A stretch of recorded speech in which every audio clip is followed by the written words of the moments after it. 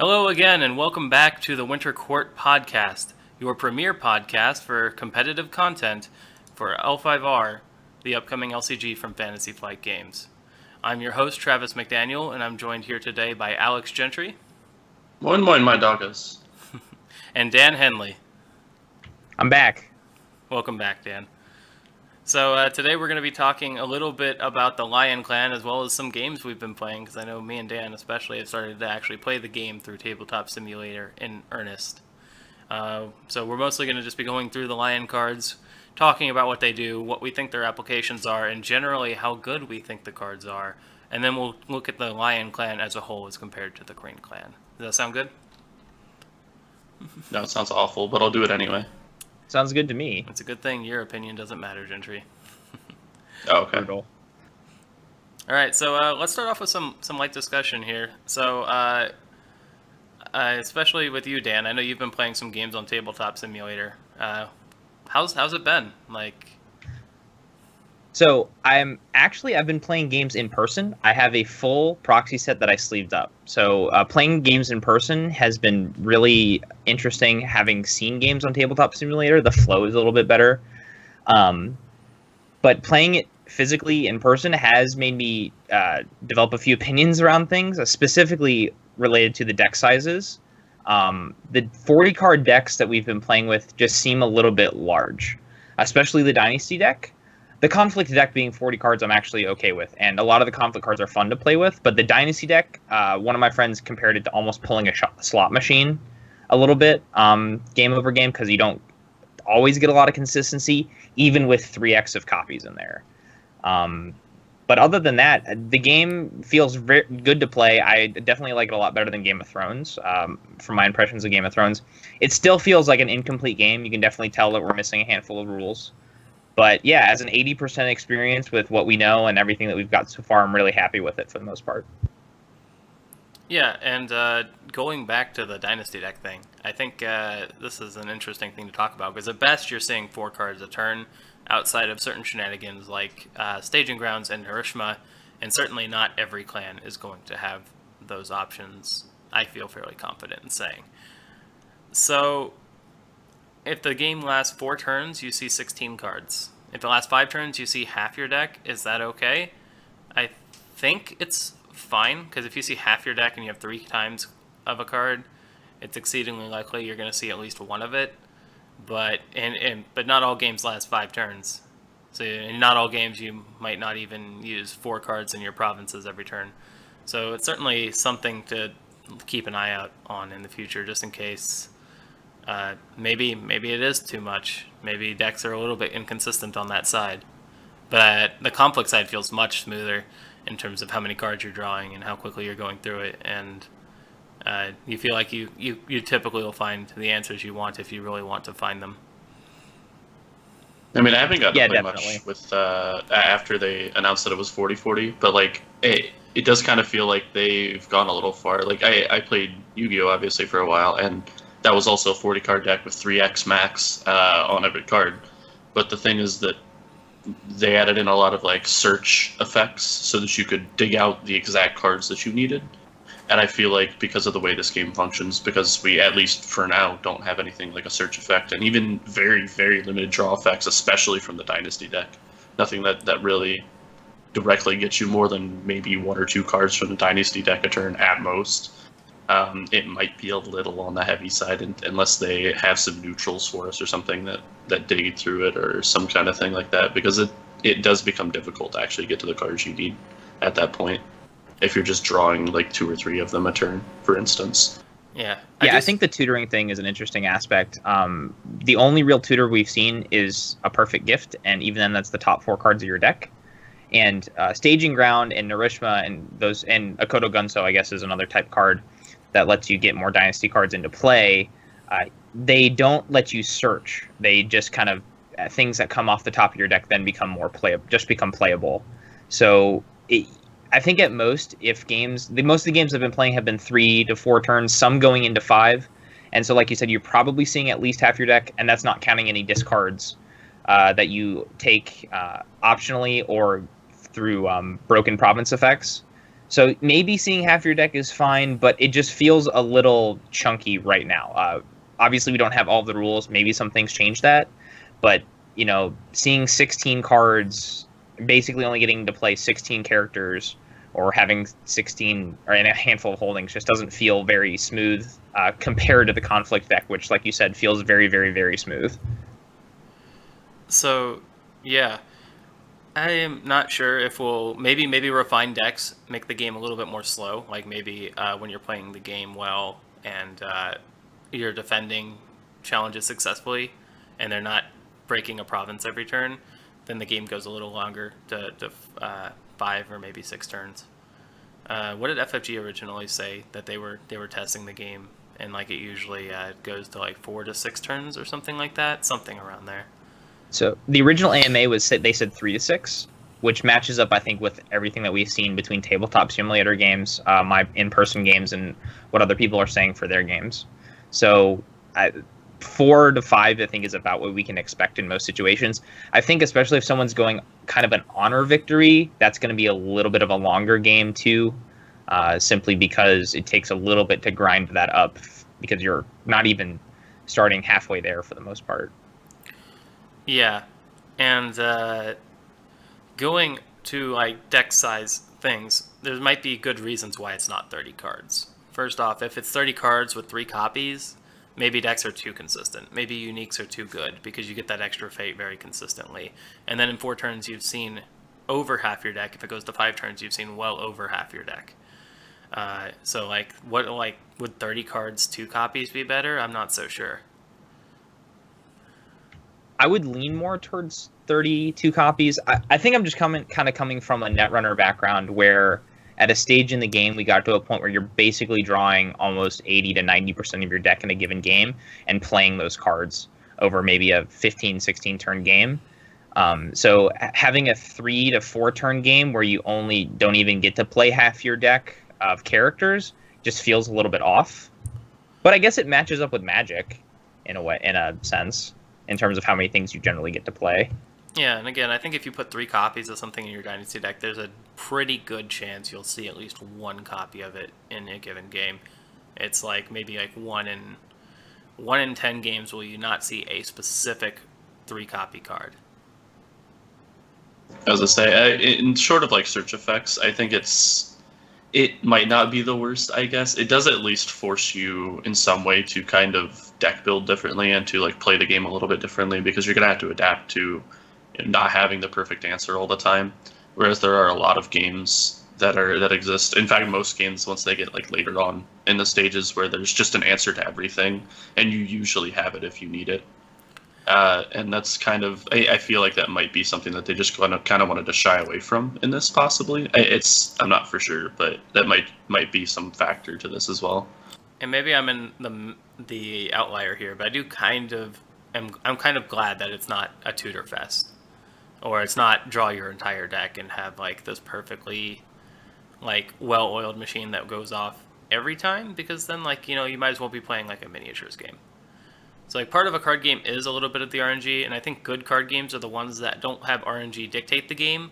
They just sort of they give you the opportunity to play with it, and based on how you deal with what you're dealt is how the game's going to go. So like you may be dealt like a slightly different hand, but it just influences how you play and not the power level of your play.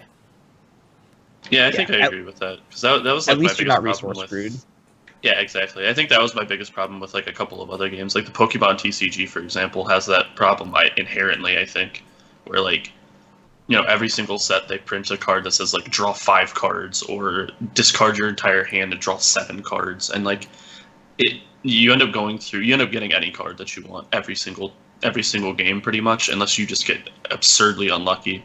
And it ends up being just that you just kind of play whatever you need. Like you basically have anything in your deck that you need at any given point in time. At that point, it doesn't really need to be a card game. It's not really necessary to like deck build so much, because you can just put in the perfect cards and see them whenever you need them. Yeah, right. And then you also get things like that in Magic or something, where like decks can be like so consistent, or like they just like there have been like games in Modern where you just show your opponent your hand and say, "I have the win now," and then like the game scoops. Like it's not that entertaining to watch. It's not that entertaining to play. It's just like, yeah, we go through the same motion every single game, and variance is the spice of life, especially when it comes to card games. It's just what that variance needs to not be dictating victories in the game for it to be a good competitive card game. Yeah, so what I like the most about Netrunner is the drama from play. So a lot of the game is based around how you manage your clicks, both as the corp and the runner, and the different choices that you can potentially make, because you can always click to draw a card or for money. So the drama should come from a card game, in my opinion. It should come from choices the players make, not the order of cards that come out of the deck, or basically you just win the game during deck construction. So the example you were talking about where basically people say, "Oh, I have the win now in hand for Modern," things like that, where you don't even that kind of happened a little bit in Netrunner with cerebral imaging decks, actually, when they kind of had power shutdown shenanigans.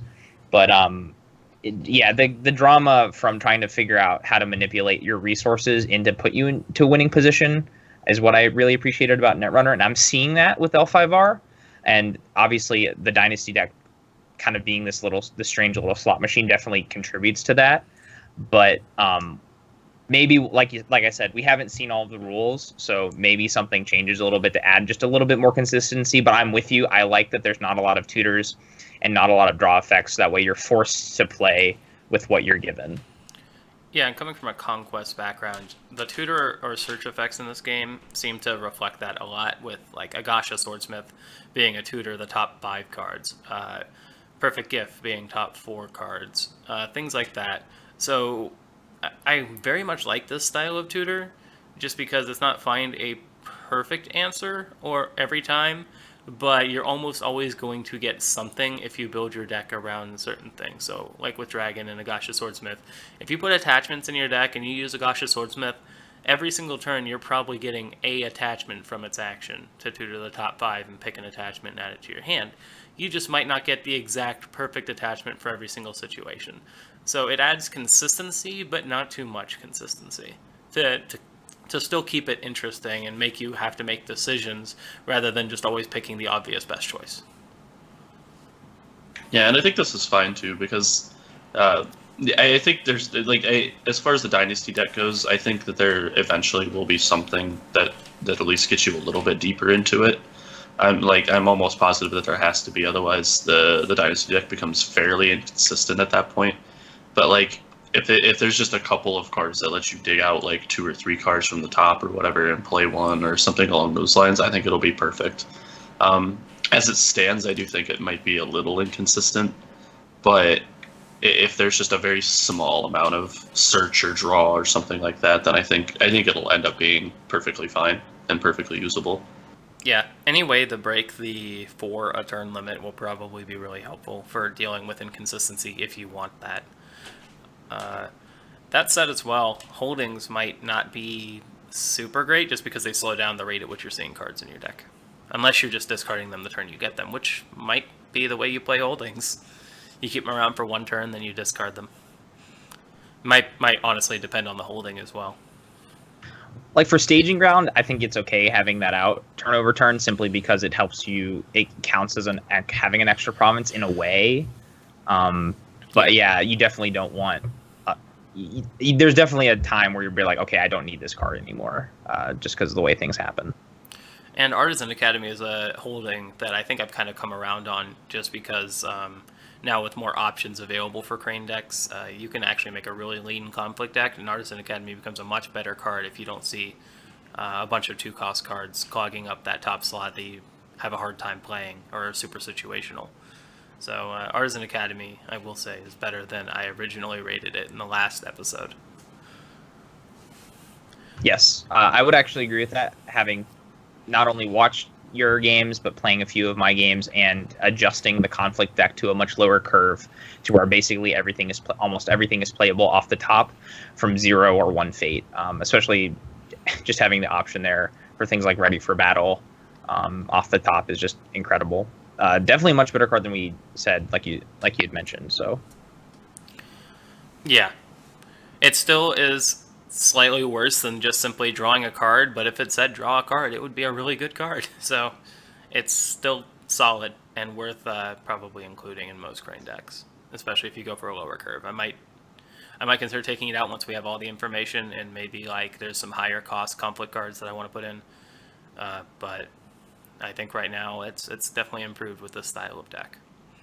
So I think the comparison I drew it to last time was I said that is having the Artisan Academy better than having a character if you were to replace it like with a Doji Whisperer or something like that.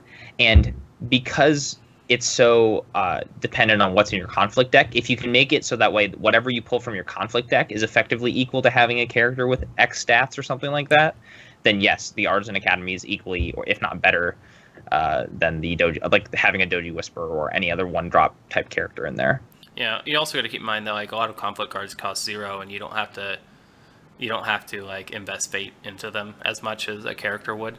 And Crane have enough mid-range characters that are really solid that I think them losing a Dynasty slot isn't as bad as like Lion, who like if they lose the Dynasty slot and like if they had a holding that wasn't Staging Grounds, so like ignoring the fact that Staging Ground lets you flip over 2 cards, so you had a holding in 3 1-drops, then that's pretty much a dead turn. You might put a fade on a couple of those 1-drops just to keep them around next turn, but your turn is very weak, and Crane don't have that much of an issue with that just because they have a very well-balanced curve and with a lot of characters in the middle.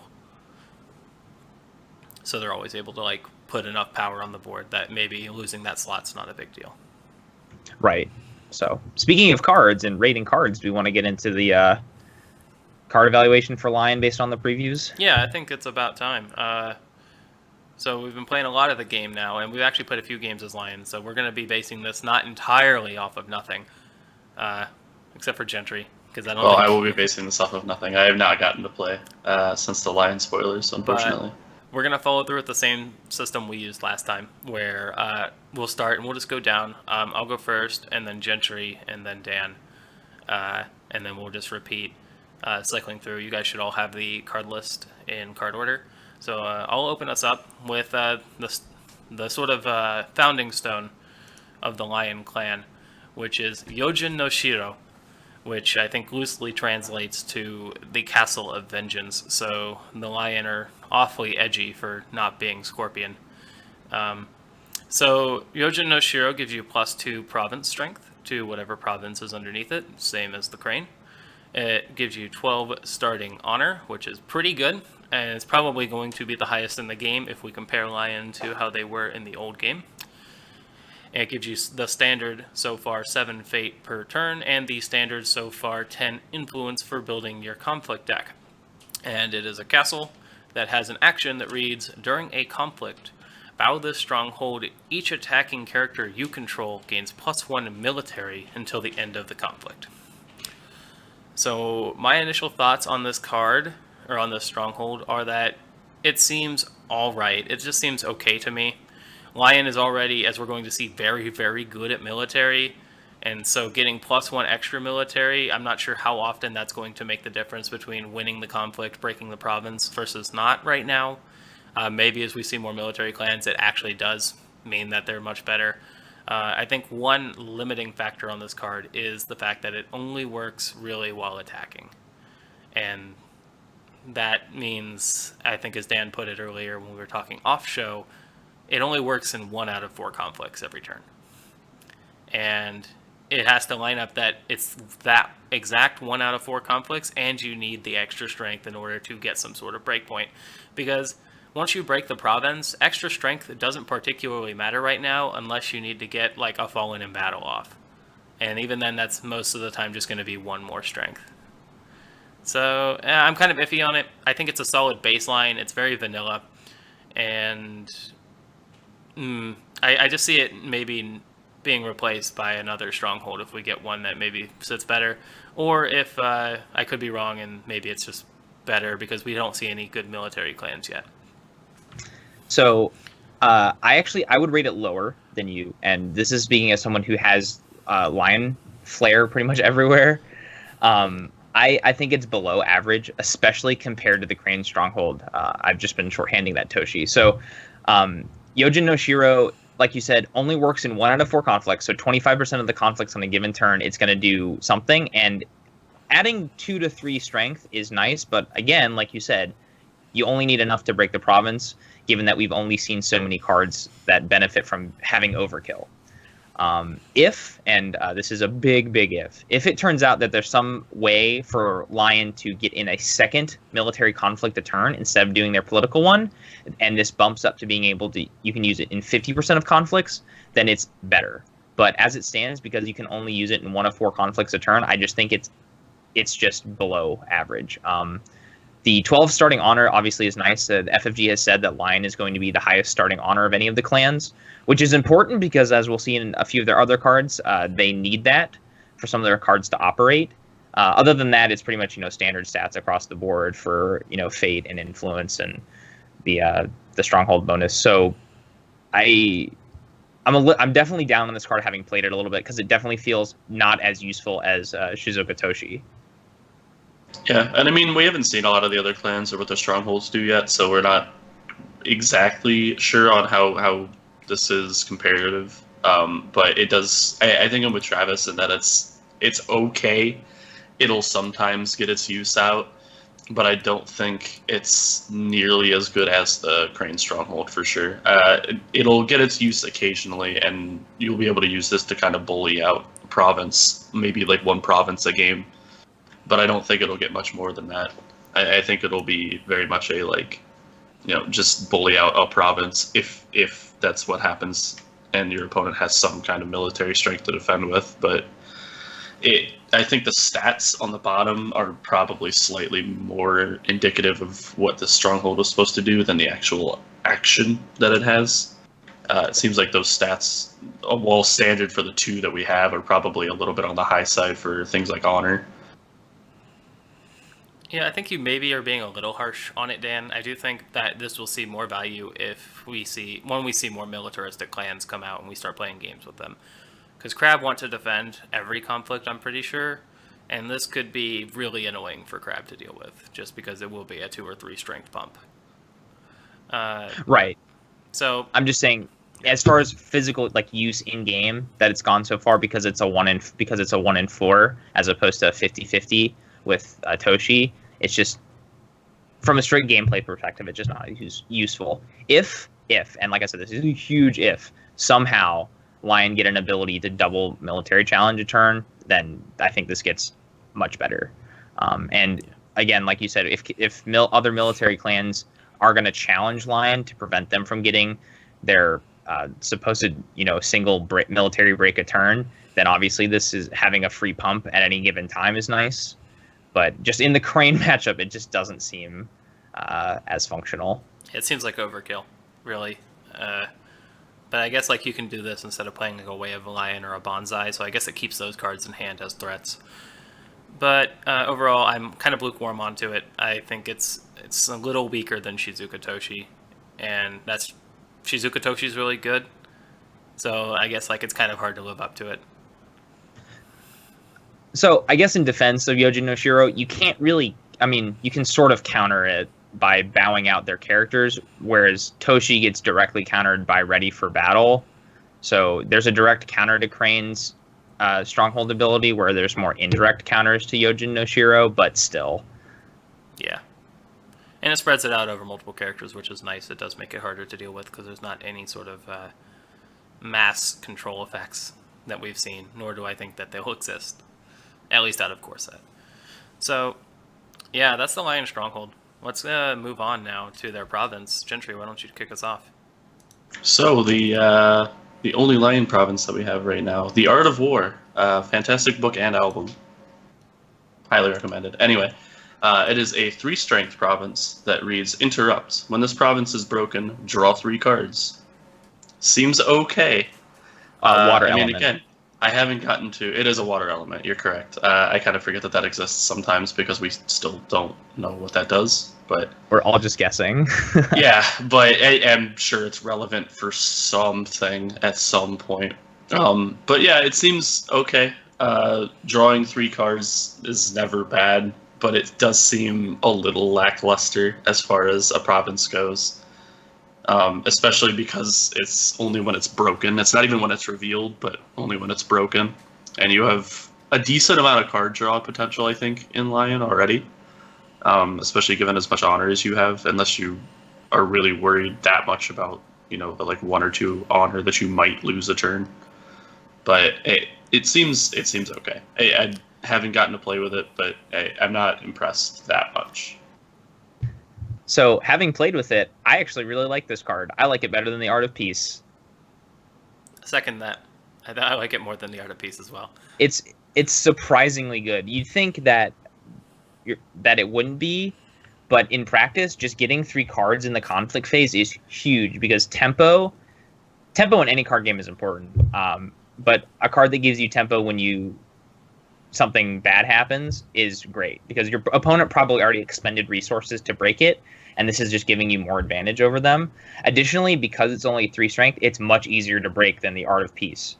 Because sometimes people run into the Art of Peace and they just don't break it, and then I guess it sort of did its job because you're not getting any closer to losing, but its ability also doesn't fire. This ability is pretty much always going to fire because most of the time people are running in with at least 4 strength, so you're going to get 3 cards that turn, and sometimes those 3 cards can be enough to shift the balance of a game. Yeah. Also, I think you mentioned that like maybe you wouldn't think this is good. I look at this card, I'm like, oh, this is good, fantastic card draw. 3 card draw for free is fantastic, especially in a clan like Lion, where you might not be actually drawing as many cards as you think. You think aggressive deck, I want to draw lots of cards and be aggressive.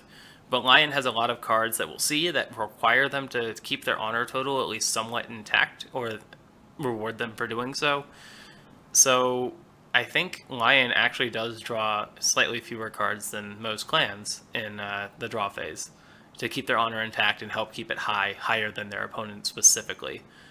So this helps them a lot to keep up that aggression at the cost of a province, which isn't that much for them. And so you can just keep being aggressive while also keeping your honor intact. I mean, I can see that, and I can see maybe not drawing quite as many cards, but like, I don't know. I guess with Lion's curve in the conflict deck maybe being a little bit lower than other factions look to be, it might be a little bit better, I guess, in that sense, because you'll probably get to actually play most of the cards that you draw instead of just having them sit there and maybe be an answer at some point. I'd also like to point out that it's only 3 strength as a province, which is kind of on the low side as well. It's definitely below average. So there's also that to consider, which is a little unfortunate, but I don't know. It seems like not, to me at least, it seems like maybe an average card, but like not anything special for sure. Like having not played, I guess I don't know for sure, but it seems like it shouldn't be that big an impact really, given the stat line and the effects being potentially a little underwhelming. Like I mentioned, I actually think the 3 strength makes it better, and that's part of what makes it better than the Art of Peace, because people are going to run into it and it's going to break most of the time. I know running into it sucks, and you're just like, oh, I just gave you 3 cards for. I mean, I'm obviously getting closer to you're getting closer to the win condition, but drawing those 3 cards could be huge. Like you might draw into a 4 greater glory, or you draw into a strength in numbers, and basically it means that whatever conflict's about to happen next, the line just has more action to go into. And for the most part, in most of the games I've played, it seems that you're going to be losing a province a turn, unless there's some pretty solid play between, and you either go even, and nothing happens. I think I've had that happen in 2 games. But for the most part, you're going to be losing. If you're going to be losing a province a turn, I'd rather lose this one. That's going to help you later in the game, and is definitely going to be broken every time they hit it, as opposed to with the Art of Peace, which is a little bit iffier. Sometimes they'll break it, and sometimes they won't. And additionally, the Art of Peace incentivizes you to defend it because you honor people who are defending, so it can be played around a little bit. Also fits with the Lion Vengeance theme. And obviously you don't want to put this under your stronghold because its effect triggers on break and it's only 3 strength. So don't do that. So that's the Art of War. Let's move on now. Dan, why don't you go into our first conflict character? Yes, so this is Lion's first conflict character. This is Obstinate Recruit. This is 0 Fate, 2 Military, 0 Political, 0 Glory, the Bushi trait, which we will find out is important. And its ability is, if an opponent is more honorable than you, discard this character. And I think he actually has a haiku in his flavor text. But anyway, this card is decent. 0 cost cards I think are good. And he has a semi-sizable drawback. If you get lower honor than your opponent, then it just explodes instantly whenever that happens. So you're incentivized as Lion to kind of bid low if you want to play this card. Additionally, I actually think the 0 Glory is really relevant because it means if he's dishonored, he doesn't lose stats, so he's pretty much always going to be 2 military. Finally, with Yojin no Shiro being the Lion stronghold, you can pretty much read almost all Lion cards as being a +1 military, at least on attack. So this is a 3-0 on attack. Yeah, I feel like this card is like fairly decent only because it is in Lion, and I think that's kind of the point. In the fact that it is, 2 military, and because you can get the stronghold off every time with this on attack, like no matter what. Obviously, it's just a 0 cost activation. It kind of becomes 3 military strength if you're attacking with it. Secondarily, I've never seen a haiku that's 788, so it is definitely not. Is a it haiku. 788? Okay, it so is 788, so it's definitely not a haiku, but that would be cool. But yeah, it seems like you're gonna want to play it, and it's not a bad card. It seems like just kind of a baseline, throw a couple of military at them. That's very consistent. Yeah, it's actually 798 for the haiku, but yeah, it's not quite a haiku. Maybe they just messed up in editing and forgot to remove a syllable in the last line. But this card is pretty decent if you play Honorable Lion, which I think the core set really incentivizes you to do. A free card is great, and we mentioned like going through the Dynasty deck earlier. This lets you just basically go through a card for free. And like even if you do discard him right away, you might be tempted just to put him out there just to make sure that province refills. Secondarily, while you're correct that it is 9 on the second line, a haiku has to be 575, so there's a lot more syllables. It's a 575, like, not 795, not 797. Yeah, it has to be 575. Okay. So there's like a lot of extra syllables. I think there's actually. Is there like another type of Japanese poem? As I say, I think there's actually multiple types of Japanese poetry like haiku, and this could be another one. I'm just not. It might be another one, but haiku is the most popular, and haiku is 575. Yes. So, I think it's just a vanilla card, and if you're playing an honor deck / swarm deck, then you probably want this card in there because it helps you do both. Yep, that about sums it up. Yep. Any other thoughts? Yeah, good card. All right. Let's move on. It's my card now. We're going to our first 1-cost card, and this one is one with some speculation simply because of board art. We are going to include it in this review because we know most of what the card does. We know it is 1 cost because of numbering, and we know it's 1 glory, and we're pretty certain the action on it we'll read as I'm about to tell you. So this is a Coma Prodigy. It is a 1-cost courtier with 1 glory, and the reaction. When 1 or more fate is placed on this character, gain 1 honor. As for the stat line, we are kind of speculative whether it's going to be a 0-1 or a 0-2. It is hard to tell from the blurry source image that it's from. But it seems logical that the Akoma being like the bards and the courtiers of the Lion Clan, would have lower military and better political. So for now, I have it marked as a 0-1. If it ends up being a 0-2, then it's a much, much nicer card. But I think as a 0-1, it's still very playable and very good. So this card lets you gain an honor, just as is. And it costs you 2 fate, and you get a 0-1 out of it for 2 turns. That seems pretty solid for me. I think any card that just unconditionally gives you an honor is going to see play because there's going to be honor rush decks. So this slots right into that sort of deck. Additionally, like you mentioned, courier trait, and we've seen in play that the courier trait is really, really good simply because you can play full shame. which is probably one of the better conflict cards in the game right now. Yeah, For Shame is it better than Katana? Yes, I think. I think would so. rate it higher than Katana. Yeah, I believe it's definitely better than that's- Katana. Yeah, so I think it is probably the best neutral conflict card in the game right now. Yeah, I would say that's pretty fair. And yeah, I think I agree. This card is all right. It's, one honor is pretty good. It is admittedly a 2 fate card that ends up being like a 1/2 at best, which isn't a great stat line. But the 1 honor is a decent incentive, especially if you're playing a more honored lion. I think there are definitely lion decks that won't play this card though. Simply for the fact that they'll be more interested in raw military strength, but at the same time, I'm pretty sure we're all in agreement that there's going to be an honor deck for Lion that just wins through honor, and this will be an auto include at 3 of for sure. Yeah, I'm thinking that out of the core set, Lion really wants to preserve their honor because they have Obstinate Recruit and a couple of other cards that work really well if they have high honor.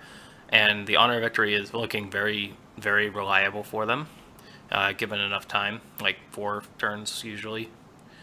More so than Crane, which is interesting. Yeah, I think it's because they have that trade-off where Crane are more defensive. They can more easily last more turns, so they're a little slower at getting there. But I think that as Lion develops as a faction, there's going to be maybe 2 brands of Lion deck. There's going to be the aggressive Lion deck that doesn't use any of the cards that rely on their honor, and will use honored characters to get more honor so that they can draw 5 cards a turn without going bankrupt. And then there's going to be the honor rush Lion decks that are going to be more mid-range control oriented, playing a lot of honored characters focused on using the air ring and sort of being able to still break provinces and win through conquest, but also have the option to eventually reach 25 honor and win the game that way. So it puts your opponent on the clock in 2 ways. And I think the core set goes more towards the latter. Yeah, so being aggressive with military, but also bidding low to choke your opponent out of honor, and then putting yourself in a position to either win with an honor or military victory. Because the other thing from bidding, the honor bids, if you can get your opponent to low cards, it makes the Earth Ring better. Additionally, if you can just get rid of your opponent's action, then and they don't have any tricks to play during a conflict, it becomes pretty much just a stats game. So you can fairly reliably defend or break provinces then. Yeah. So I think over time, if you want to build right now it's going to be played in the core set, I think, because you want to have the extra honor gain potential. But over time, I think it will not see play in those very swarmy Lion decks that just want to be aggressive, break provinces, and win the game in 3 or 4 turns. And it will see play almost every time in those Lion decks that want to reach 25 honor as a victory condition. So it's a solid card. Any other thoughts? No, I think we pretty much hit everything. No, that's about it. Yeah, it's a 1-drop. We won't spend too much time on it. So let's move on. Gentry, you have another 1-drop that's actually pretty generic and boring. I have Matsu Berserker. It is a 1 fate, 3 military, null political skill. It is with 1 glory, and it is a Bushi and a Berserker. That's it. It's a 1 cost, 3 military with 1 glory. It's pretty good. I mean, there's not much else to say, and it's a Bushi. There's not much else to say about it. It's a really good, solid card. Yeah, it's sort of like just swarm value. Yeah, just an inverse Doji Whisperer, and Doji Whisperer seems pretty alright for 1 cost, so this seems pretty alright for 1 cost as well. I think you might even play this in not swarm decks just because, it's a cheap guy with good stats for one of the 2 conflicts. Yeah, I'm pretty sure you'll play this in most Lion decks for the foreseeable future just because it's pretty solid value for what it is. And even in honor decks, it ends up being 1 glory, so you get a little bit of honor out of it while getting enough early game to kind of push things around if you need to wiggle around or defend military decks and things like that. I don't see any reason that you're not going to play 3 of in pretty much every Lion deck for the foreseeable future. Again, like I mentioned too, Yojin no Shiro means that this thing on attack is actually a 4 null. Technically, yes. Yep, on attack it basically becomes 4 for free. So, solid card. We'll see play. I don't think there's anything else to really say about it. No. Other It's than as you simple pronounce as boring Matsu as it weird. gets. You pronounce Matsu like a Matsu. southern gentle. Matsu. It's a Matsu berserker. Mamatsu Berserker. Yeah. All right. So let's go on to a slightly more interesting one drop, but not by much. Dan, you got this one? Yep. So this is Steadfast Samurai. It's a 1-cost character with 1 military, 1 political, and 1 glory. It has the Bushi trait. And the forced reaction, after the fate phase begins, if you have at least 5 more honor than an opponent, again, this is FFG couching everything in multiplayer terms, this character cannot be discarded or lose fate this phase. So this card is interesting. Not very interesting in the Crane matchup, I've personally found. But I think as we see more clans that start out with lower honor, and it becomes easier to turn on, it gets better. 1-1 for 1 is fairly standard. The Bushi trait is relevant, as we'll see with a later card, specifically for Greater Glory. And the ability to just stay in battle, turn over turn, and you can help generate board state for either 1 or for cheap can be good. Yeah, I mean, it's if you are playing against a deck where you can reliably have 5 or more honor, throughout the game for 2 or 3 more turns, this card becomes actually very, very good value. It ends up being effectively 4 fate worth of character for 1 fate if under the correct circumstances. The question just becomes, as the game develops and we see more cards, how often you're going to be able to have 5 more honor than your opponent, because that is kind of a large number. And the only comparison we have right now is Crane, which also really likes to have a lot of honor. So it's really difficult with the card pool that we have now, but I think you're correct in that it'll probably be a little more attainable once we start seeing some more aggressive decks and some decks that are maybe use their honor for other things, or whose names are Scorpion. This might actually become a bit more of a playable card, and it'll actually become very, very good if there's a way to do this consistently. Yeah. So this card is kind of mediocre for 1 cost stats wise. 1/1 and then 1 glory. It's not great. The value from this card is going to come by how much you can trigger its forced reaction. So if you keep it around eternally and it's a forever 1/1, then you can get value over multiple turns. The problem I see for this is it's really hard to reach that breakpoint early on in the game. So you're more likely to reach that breakpoint turn 2, 3, 4, at which point it staying around multiple turns doesn't matter as much. So I'm kind of lukewarm on this card. It seems like alright, and it seems sort of divided between like the really aggressive swarm strategy and then the honor gain strategy. I don't know. It seems like a solid card, but I think it will be replaced if your deck doesn't want to maintain 5 or more honor, or if just a better 1-drop comes out that's more generally good and not so situational. Right. So I think, Travis, in both of the decks that we're currently testing, we're using these as 2-ofs because it's not a card you always want to see, but as a 1 fate character that can, as just kind of a guy you can get out of a province and potentially help get more provinces through, it can be good. But the forced reaction effect is very, very difficult to trigger against Crane because they only start at 11 honor, and as line you start at 12. So you're somehow going to generate, +4 fated or honor advantage at some point, and that's just really difficult to do in turns 1 and 2, given how close they already start. It's just, I agree. I'm a little lukewarm on the card. The only card you could probably replace it with, given the card pool, is Otomo Courtier in Lion, and I don't know if it's a Steadfast Samurai is better than having an Otomo Courtier or vice versa. It's just hard to say. It's more versatile than Otomo Courtier, that's for sure. Yeah. So I would say it's probably better just because it's versatile. But I will state too that this card does become significantly worse the farther in the game that it is. Like obviously, if you're playing it on turn 4 or 5 and they're only going to turn 4 or 5, this card becomes suddenly very, very bad. But I don't know. I think it's relatively fine. I do think it will eventually be replaced unless there's a way to consistently get it out, by like turn 2 and have +5 honor. But for the time being, as the card pool is, it seems okay. Seems like you will probably include it for sure.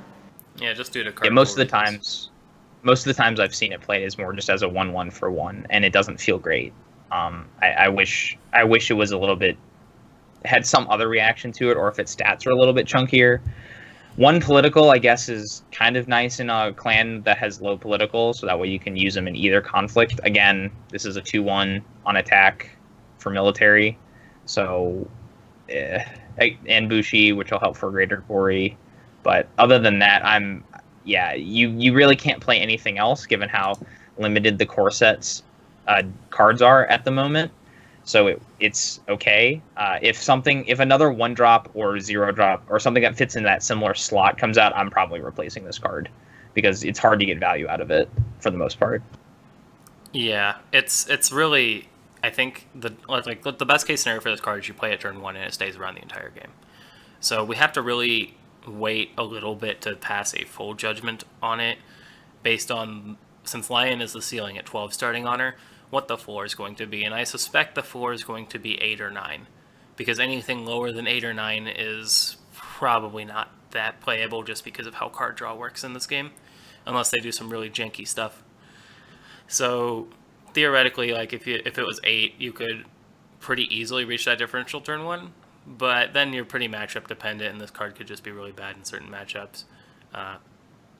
But I think its potential is really good. It's just that it's a little bit difficult to reach that. It has a really high ceiling and a really low floor, and then it operates more at its floor. Yeah, I think that's more fair to say. So I think that's about all that needs to be said about this card. So I get a cool card now. This is actually one of my favorite Lion cards because it just works pretty well for them. I love this guy. Oh, Akodo Gunso. So a Gunso in L5R is kind of like your equivalent of a sergeant. He sort of leads a squad of a few samurai, and so he's like your sergeant type character who's ordering people around. So he's a 2 fate character with 2 military, 1 political, 2 glory, and the Bushi trait. He's the only character so far we have seen with the pride keyword, and the pride keyword reads, after this character wins a conflict, honor it. After this character loses a conflict, dishonor it. And it has the reaction on top of that after this character enters play from a province, refill that province face up. So this card is pretty sweet, actually. I usually end up buying him first thing if he's in my provinces, just because flipping a new card gives me more options for playing out that dynasty phase. I have more information going forward than I did before playing him. Secondly, Pride with 2 glory means that he's really swingy. If you win the conflict, he becomes a 4/3, which is fantastic. If you lose the conflict, he becomes a 0-1. Well, it's technically 0-0, but it means you have to pump him up by 2 political just to bring him above water again. So the question about this card when I saw it was, how often can you trigger Pride? And the answer is pretty darn often, because Lion have so much of an excessive military force that you can pretty much just throw him into a military conflict and almost assuredly come out on top. It's pretty hard to stop you. So if you put 1 fade on him, he's 3, you get to see a new card, and he's a 4/3 at the end of the turn. That's pretty solid. Yeah, I agree with all of that. This card's really good. Paying 2 fate to essentially see another dynasty pull is good, especially when I brought up the concerns about the dynasty deck period, or further back. So seeing more cards is always good. His stat line is decent, and again, because Pride is so easy to trigger, he becomes a 4/3 in most occasions, which means that he can actually compete in the political conflict, which is important. Yeah. And he gets to that breakpoint of 3 political strength so that he can't be bowed by Shizuka Toshi, which is pretty darn important for Lion. Oh, and also Bushi trait. Again, really, really good. I feel like we should talk about For Greater Glory now, because all these cards have Bushi. We'll refer to them in mass when we get to For Greater Glory, but keep in mind that just about every card we've talked about so far is a Bushi. The one thing I would like to point out, though, too, is like Pride is probably a lot easier to get off right now than it will be going forward. Especially when we get to the point where we're at like Crab or Scorpion that has lots of like little tricks and things it can do. I feel like Crane is probably not the best comparison to use to like tell whether Pride goes off. It still seems like a good card in general. I mean, it's probably still going to be played. It's still probably going to be pretty good. But I feel like going forward it will be significantly less good than it is against Crane specifically, because there will be 2 or 3, clans that are able to stop it if they would like to. I'm not so sure. Just because Lion has such an excessive military stats, and stats are how you break provinces and win conflicts, and that's all you need to actually trigger it. They might have ways to dishonor him again, like with Scorpion, and Crab might be able to defend military against Lion. We don't know about their defensive strength, but right now, Lion have such excessive military stats that I feel like you could pretty easily trigger this most of the time. So he's actually a 3-1 on attack. Yeah, that's true. Again, bringing up Yojin no Shiro as a pretty much a flat +1 on attack you can always take. This is true. I'd also like to point out that in order to get any value out of this, it does effectively become 3 fate as well. Yeah. So that is also a thing to consider. Yes, unless you're honor running, in which case you're pretty okay just playing 2 for him, winning his 1 conflict, honoring him, and having him lead play, so you gain the honor. That's true. That's not terrible that way, but I feel like he's a card that you probably want to keep around for a turn or 2 just because stat-wise he's pretty good. Yeah, if you want the stats, you want to pay 1 extra for him, at least. So he's a pretty solid 2-drop. So, Gentry, why don't you take us to the next 2-drop? Hey, we got Death Seekers. I hear these were really important in the old game, but I'm lore illiterate, so let's ignore that. It's a Death Seeker. It's a 2 fate, 2 military, 1 political. Sounds familiar. 0 glory and Bushi. With the reaction, after this character loses a conflict as an attacker, sacrifice this character. Choose a character controlled by your opponent. If that character has no fate on it, discard it. Otherwise, remove 1 fate from that character. So, I'm actually not confident in how useful this is going to be.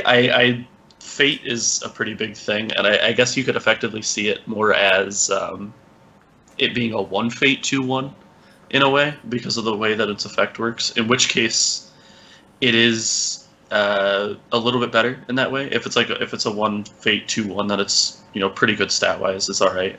But it has no glory, so it's not as useful in an honor deck. You have to lose the conflict as the attacker. So unless you're like planning on just throwing this into a political conflict by itself, or something along those lines, the likelihood of you trying to lose a conflict as an attacker is pretty low. And I'm not sure that it's worth doing that. It very much seems like a card that might be useful situationally, but is maybe just okay otherwise. Yeah, it's been pretty niche in all of my games. I don't think I've seen it triggered yet. One game it almost got triggered. I've actually used it more for 0 glory value than anything else, which sounds odd, right? The reason being, Shameful Display is a province that exists, or things getting dishonored happen, and because this doesn't lose stats within its dishonored, it can be useful. Again, like I said, I haven't triggered the sacrifice effect, and I'm not entirely sure how to do that against Crane, because what ends up happening is, again, because of Shizuka Toshi, is if you throw this at a political conflict and by itself, and they just bow it and don't block with anything, then no one wins or loses the conflict at that point. So she just doesn't do anything. Yeah, I've also fallen for that trap a bit. So I think against anyone but Crane, which unfortunately is the only other deck besides Lion right now, she's pretty alright because you can pay 2 for her. I don't think you ever put Fate on her just because she doesn't have any glory, and if you get her effective trigger off, you probably want to play it. You probably want to discard her for it. So you put her in, and I think the best optimal use for her is to declare your first challenge as a political with just the Death Seeker.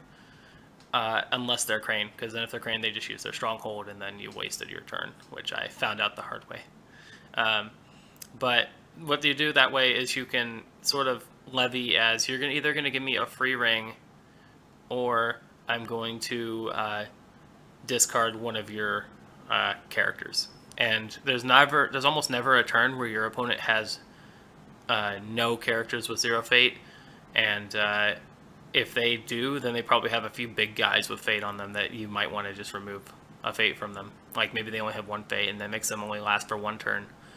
So either way, you're either removing investment, but I think the real strength is when she discards a character before it can go into a conflict it wants to do because it has no fate. So you basically deny them an entire turn of a character that they paid for. That's the Which drain can that's be kind of pretty hard to pull awesome. off. Yeah. It's really hard to pull off. It's difficult to use. But it can be useful. I don't think this card is good or bad. I think it's if I were to rate it on a 5-point scale, right? I think I'd put it around a 3, because its stat line is okay. So you could, if you needed to just swing in with extra military, you can with her, and she's going to contribute 3 because again, Yojin no Shiro, and you can just use it that way. I've kind of thought about using her in a military conflict your opponent might want to challenge just to get value out of potentially losing a military conflict too, but I haven't tried that yet. So yeah. Secondarily, I'd like to point out the art. I'm not entirely sure what's going on here, but I'm pretty sure that she has just ripped open the fabric of reality and caused there to be ground above her somehow.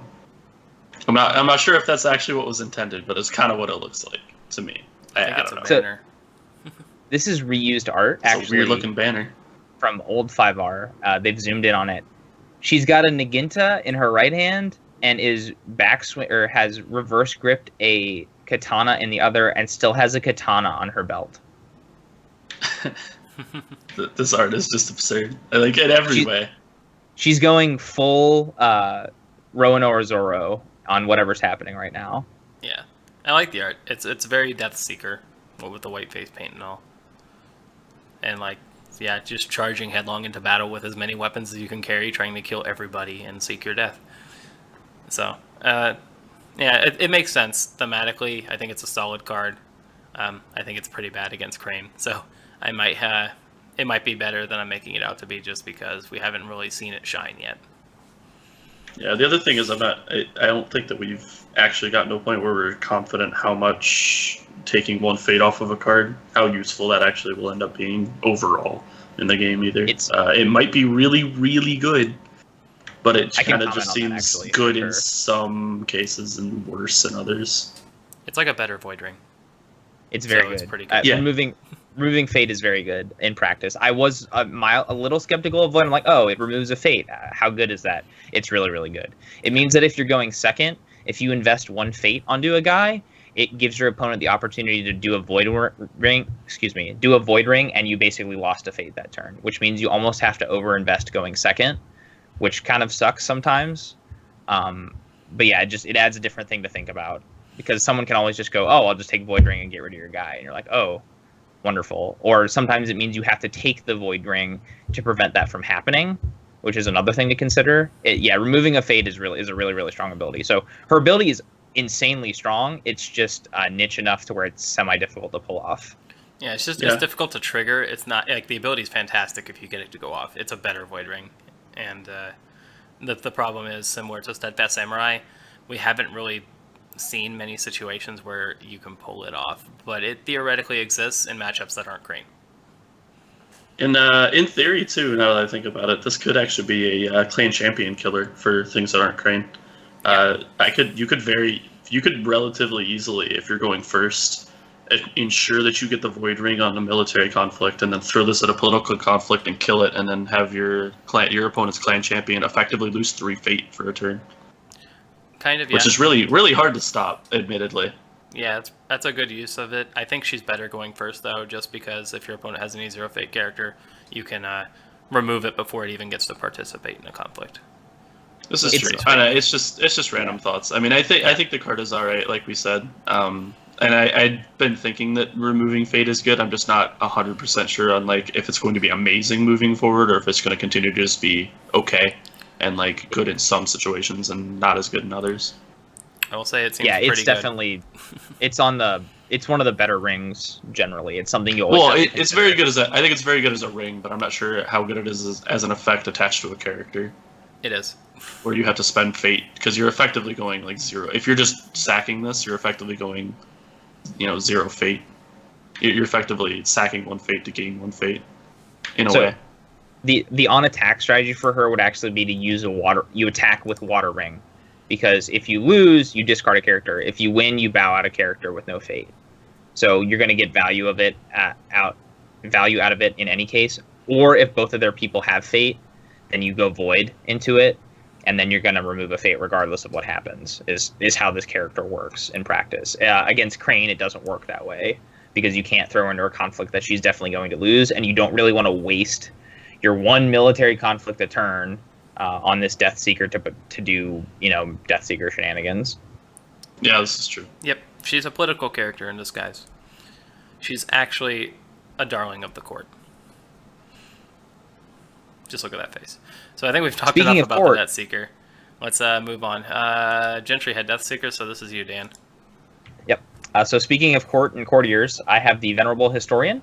This is a 2 fate character with a null military skill, 1 political, 3 glory, the courtier and scholar traits, and the action, while this character is participating in a conflict, if you are more honorable than your opponent, honor this character. So again, this is another character that works with Lion having more honor than your opponent, similar to the Obstinate Recruit and the Steadfast Samurai. And at 3 glory, it basically means it's a null 4. Works on defense, works on offense, has the courtier trait, which means you can play for shame. This is just a good card. Additionally, it wasn't actually spoiled in the Lion preview. It was in a video that Brad did with Team Covenant that got posted later, so we just kind of found out about it by accident.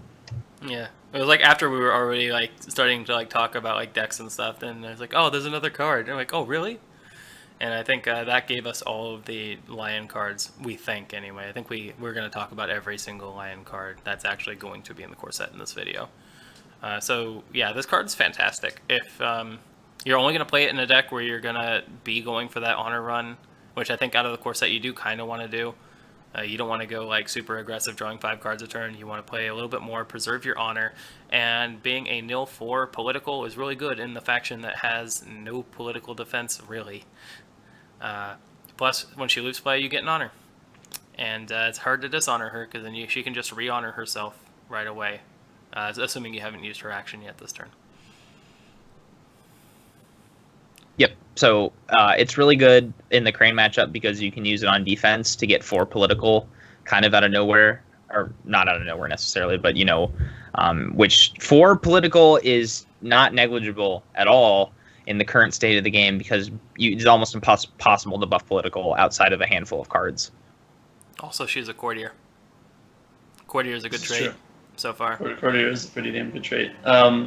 Secondarily, too, 3 glory is pretty freaking big for an honor deck. I mean, obviously you have to be ahead for this to honor itself, but like if you're already ahead by that much, you could just use this to win. It's very easy to kind of throw 1 or 2 of these out and just gain like 3 to 6 honor in 1 turn and just kind of win the game in a turn. You actually don't get honor equal to their glory when they leave play.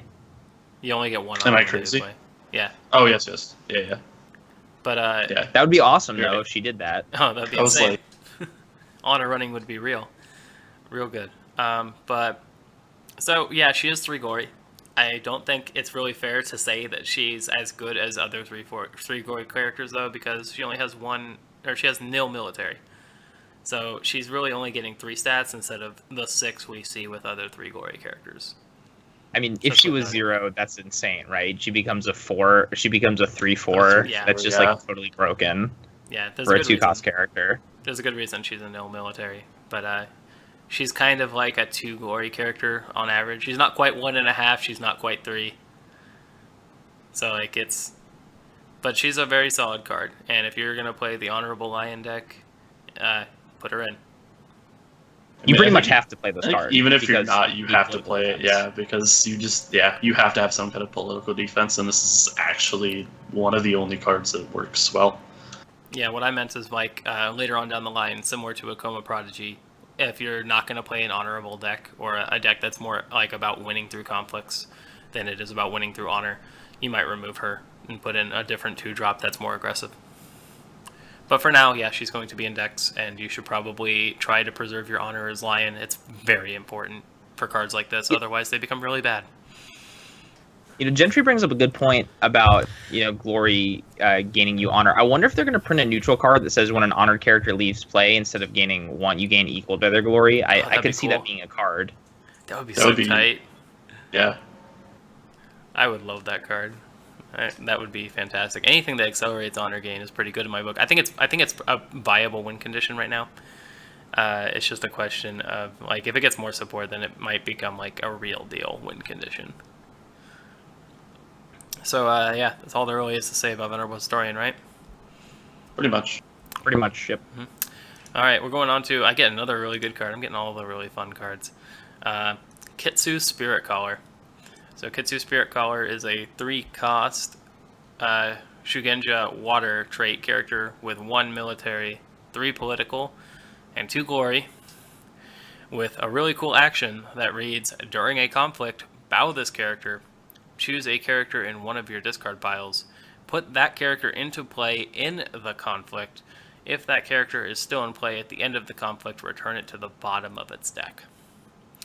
So this card is pretty sweet because it gives Lion graveyard shenanigans.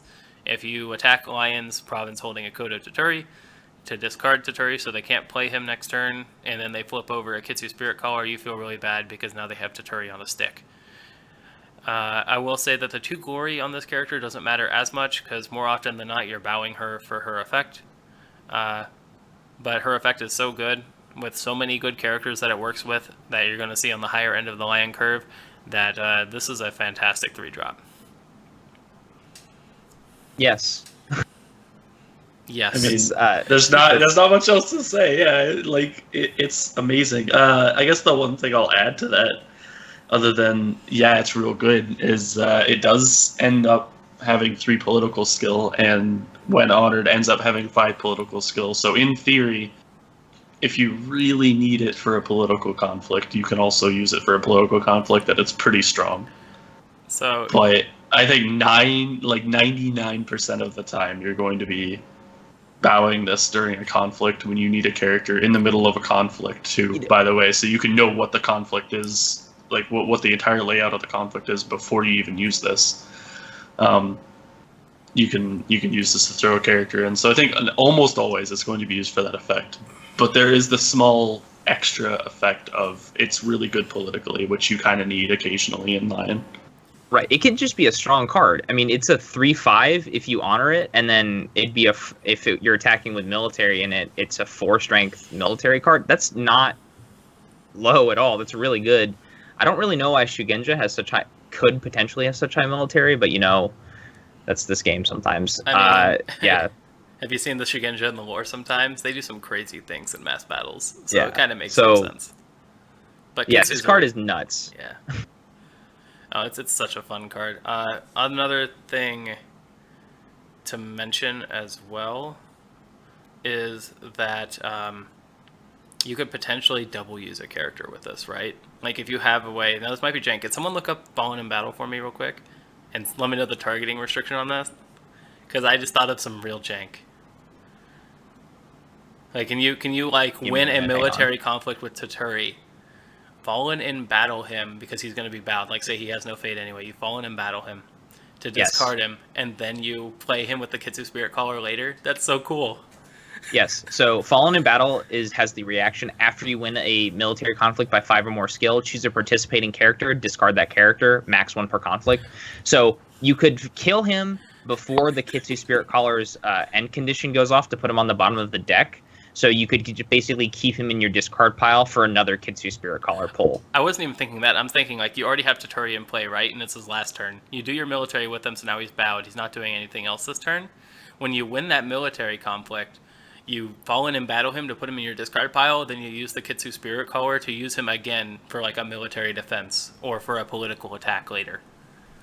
I mean, could be using Sashi no, which we'll talk about later, which is effectively the same thing. But I think, my Wombo combo is a little bit more crazy. But those are things that are definitely possible. There's some interesting interactions in this game, like using Bonsai on your opponent's character because there's no restriction on the target. Yeah, and then like again, like it may not be always optimal, but sometimes it might be. Like maybe you don't have Sashi no and then, or maybe it's not Toturi. Like you can do that with Honor General to effectively gain an honor, right? It's like he's already honored.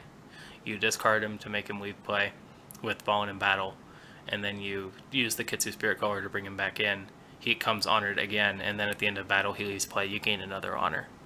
So there's some things you can do. It seems jank as hell, so we'll see how reliable it really is.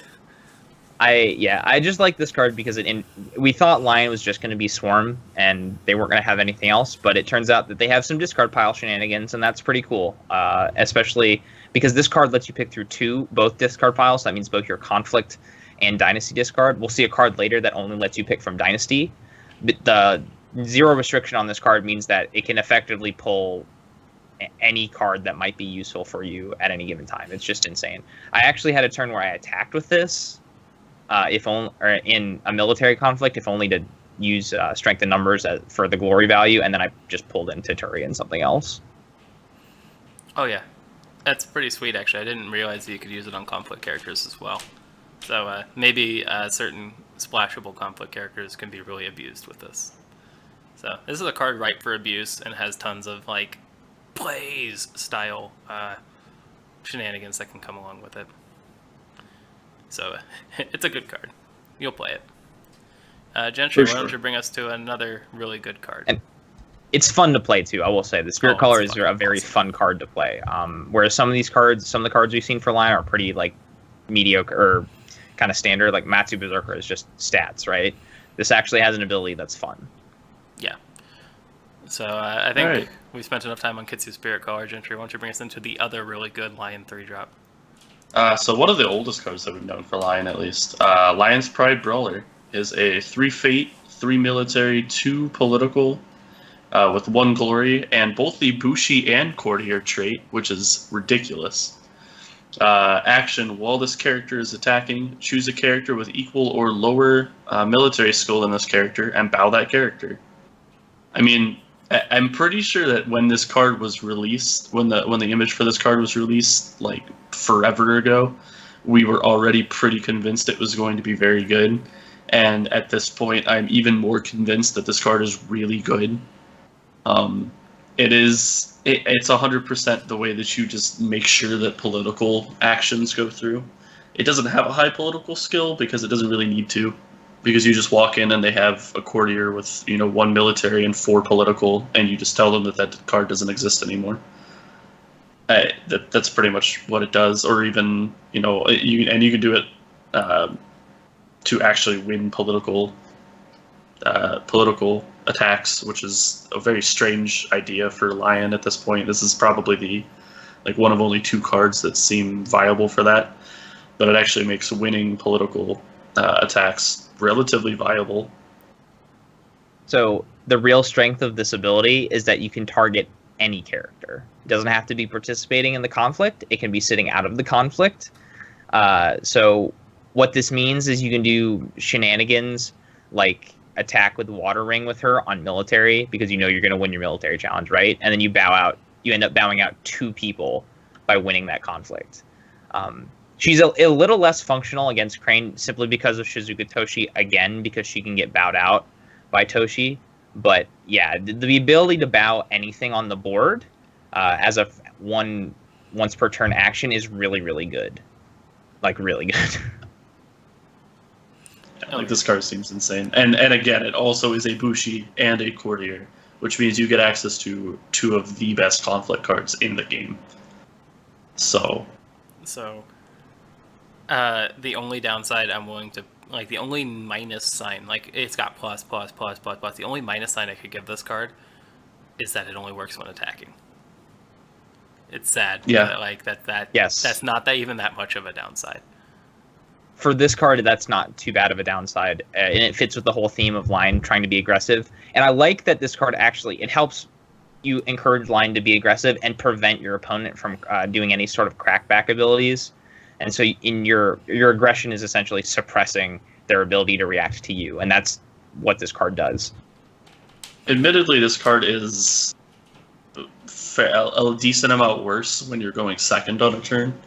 So there is that, because they can just kind of throw anything that they don't want bowed into whatever their first attacking conflict is, if they really need to. So, I mean, obviously there's situations where that doesn't matter too much, or like where they have to hold back enough cards to do things. But if you're going second, there is some cases where this just won't get that much value and it won't be that good. But that means that at least half of the time this card is ridiculously good, and the other half of the time it's still potentially very good.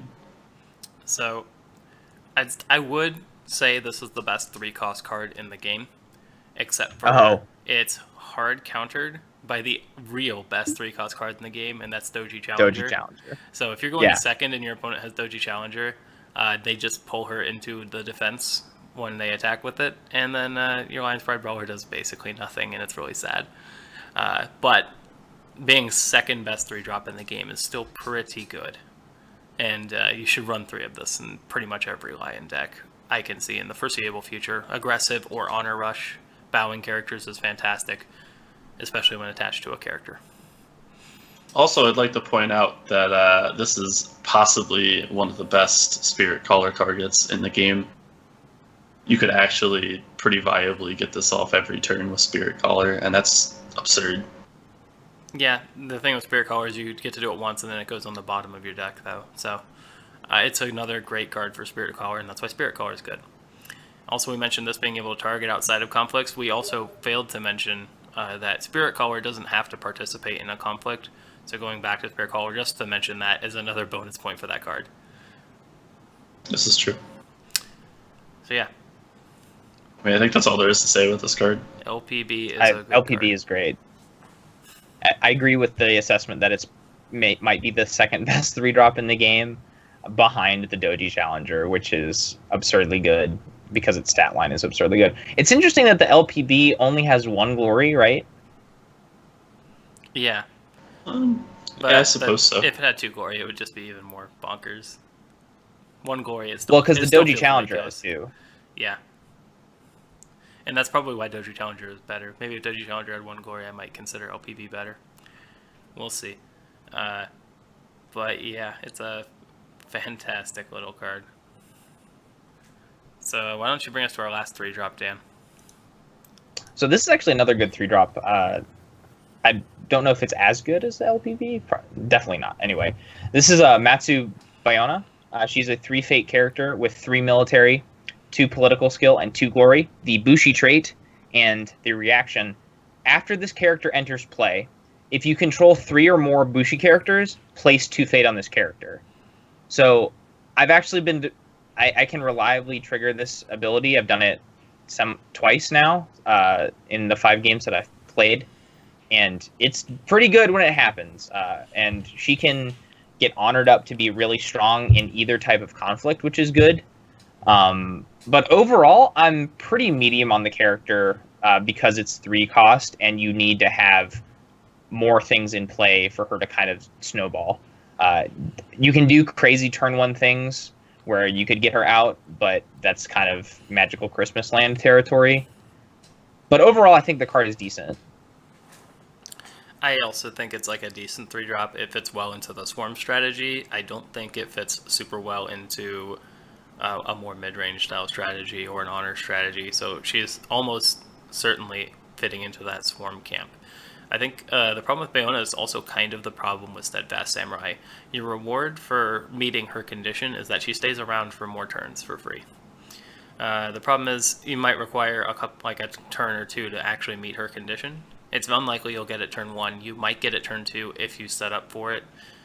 But like at turn 3 onward, that 2 extra fate might not even matter that much. Yeah, and I think that not only that too, but I think that this card becomes harder and harder to actually play as the game progresses, unless for some reason every single Lion card ever printed has the Bushi trait. Because I can imagine that there are going to be a few neutrals that you want to put in the deck, and you may or may not play a holding or 2 in Lion. Probably won't, but you might. And at some point they're going to print 1 Lion card that doesn't have the Bushi trait on it. It's going to happen. It has to. I mean, there's already 3 that don't have the Bushi trait.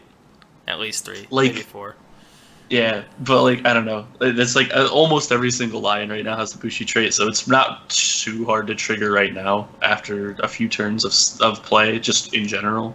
But like at some point, I feel like there are going to be a lot of lion decks that don't have a lot of Bushi in them, and short of like a swarm strategy that does specifically use Bushi, I think this card becomes worse and worse as the game progresses, probably. Hold on. Especially as we get to see neutrals that we're going to throw in the deck. Are you arguing that it's harder to play her as we get more cards with Bushi? Because that's No. I'm arguing that it's harder to play her as we get more cards. Period. Because I don't think that there will be as I see Bushi being slightly less common as the game goes on. Like you're going to have a bigger card pool, and less of that card pool is percentage-wise is going to have the Bushi trait. I disagree. As the game goes on. This is unless, Lion like we're I talking said, about. unless Lion has like every single conflict or province card with the Bushi keyword on it, you're gonna have slightly less, like incrementally as the game progresses, because you're gonna have neutrals that are really good that you want to play, and you're going to have like cards that aren't Bushi that you need to play or want to play. So I don't know. I feel like it's. I'm in your camp now, where it's like it's okay in core because you have a lot of Bushi, but it seems like it'll be. It probably will get less play as it goes on because Bushi will just be a slightly less common and less important trait. And there's like a better 3-cost character that you can put in that slot. Yeah, I can see that argument for sure. I think that if you are running a Lion deck that wants to run Bayona, you're running Bushi, and we're talking about Lion here. They're going to have... Bushi is going to be their most common keyword by far. And there won't be that many neutral characters, I think, that are going to be in every deck. I think neutral characters are pretty balanced right now as weaker than average, but they fill a niche. So, if you're playing an aggressive Lion deck that runs a lot of Bushi, which Bushi seems to be the aggressive keyword, the swarm keyword, like it's on a lot of their swarmy stuff, then you're going to want to run Bayona. I don't think that over time she's going to become less playable. I think she's going to over time be more playable in a specific deck. Perhaps. Also, a 3/2. Oddly enough, that actually does make her less playable if she gets more and more niche, like in a weird logic kind of way. But yeah, I agree with all that. Depends on which as deck more is cards stronger come overall. out. Yeah, the Rush or the Swarm. If you want to play right now, the game encourages you to play a mix of things, specifically courtiers to have access to For Shame, because For Shame is the best neutral card in the game, probably. So if there are more effects that trigger off courtiers than there are Bushi later, maybe she drops in power level. I could honestly see replacing her with another 3-drop or a 2-drop with slightly better ability, but she gives you value in a core set environment where you have a lot of cheap Bushi characters that you can cheat her out and get a lot of value, fate value on hers. Additionally, because she's Bushi, you can get 4 Greater Glory on her, and it can reasonably compete in both the military and political conflicts. If we see another card that kind of fits into that same zone, I could see replacing her because her ability is a little bit conditional, and she's 3 fate is a little bit expensive, and you don't want to pay more than 3 fate for her ever. She is a unique, so you can discard multiple copies for extra fate too. That's another point in her favor. So she could actually she is a little bit like upgraded Steadfast Samurai in a way, I guess, like you said, Travis. She's one of and admittedly, the 2 political skill is also or the extra political skill is also kind of a point in her favor because again you're lacking a little bit in this deck, and the fact that she is unique gets you a little more fade. So, but it seems like the 3 cost for it as well could be a little bit of a problem for if you're playing a more swarmy deck, because I feel like you may want to play a lot more other cards, but it just depends on how the deck progresses in that way. She's also one of the few really strong contenders for a 1-times. Because even though she's unique, seeing extra copies of her just nets you extra fate, which is kind of meh. Because considering she's going to be around for at least half the game if you trigger her ability anyway. And her ability is so niche anyways that I don't think you want to see her all the time. It's not like some super game swinging ability. And that's always going to be active like Lion's Pride Brawler, for example. So, this is true. As decks develop, I think she'll be a 1-times in a lot of decks that can trigger her. maybe. I'm personally iffy about running a 1x in the Dynasty deck, given how few of the cards you see. But if we see more ways to get through your Dynasty deck and with a little bit more consistency, and so that way you feel comfortable playing a 1x, I can totally agree with that. So here's the thing, though. As a 1x, I'm okay with a card like this, because it's a card that's okay. It doesn't linchpin your strategy. It's not like Tuturi or Honor General, right? You have to value how often you want to see a card versus how critical it is for your strategy. And I don't think she's critical to any strategy. She's just kind of nice. I'm gonna try it. I'll take her out. So if we ever get a nice picture of the Akoma Prodigy, I'm gonna put them in because I don't have a good proxy right now. I'll take out 2 of her and put the 3x Akomas in, and then put into Otomo Courtiers in spot of her, because I think you just need a little bit of political defense. I do think in the core set environment, you probably still do run 3 of her. I'm thinking more long term. She'll probably go down to a 1x as we get more cards, just because it's so niche, and it's an ability that it's a unique that doesn't really benefit as much from the unique rule of getting multiple copies, giving you extra fate on her. That's just my opinion, though. We'll see how that actually plays up. So let's move on to 4 drops. Once more, I am humbled to have some of the coolest cards. We're going to talk about all of the Lion 4+ drops are actually pretty good. So I mean, we're going to have yours, and then the one that Gentry's is really good, and then I actually get to Turi. Turns out expensive characters are good. Who would have thunk? Anyway, Honor General. More good stuff for Lion in the military conflict here. He's a 4-cost character with 3 military, 1 political, and 2 glory, which is real important because he has reaction after this character enters play. Honor it. So he basically comes in as a 5/3, not a 3/1. And he has the other text, during a conflict in which this character is participating, each other participating Lion character you control gains +1 military. So he's like your second Yojin no Shiro that's always on. So, good card. Works on defense, too. And he honors himself for free, which means more honor for the faction that wants honor. It's a good card. I really don't think there's anything to say about it other than that it's a 5/3 that buffs all of your other dudes in military conflicts. Like that's legitimately all there is to say. It's a Bushi. Yep, it is a Bushi. Bushi. Every other Lion card, it's a Bushi. Yeah, again, I did miss the traits. But yeah, it is a Bushi and a Commander. We haven't seen anything for Commander, but Bushi is a good trait to have.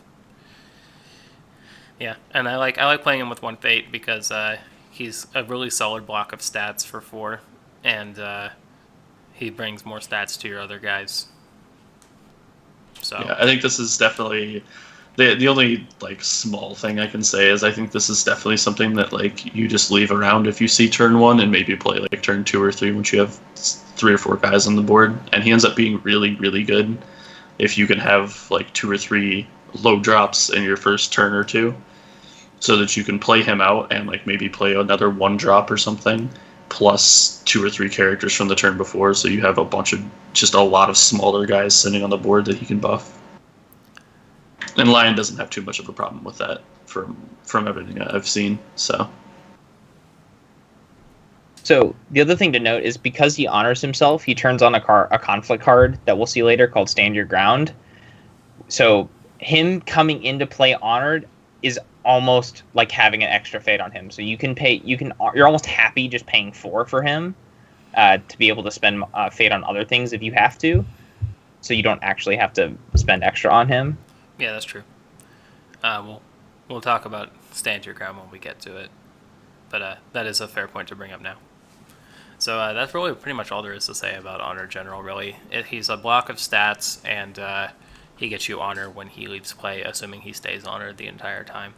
So it's good. Play it. Yep. Gentry, you have the next card.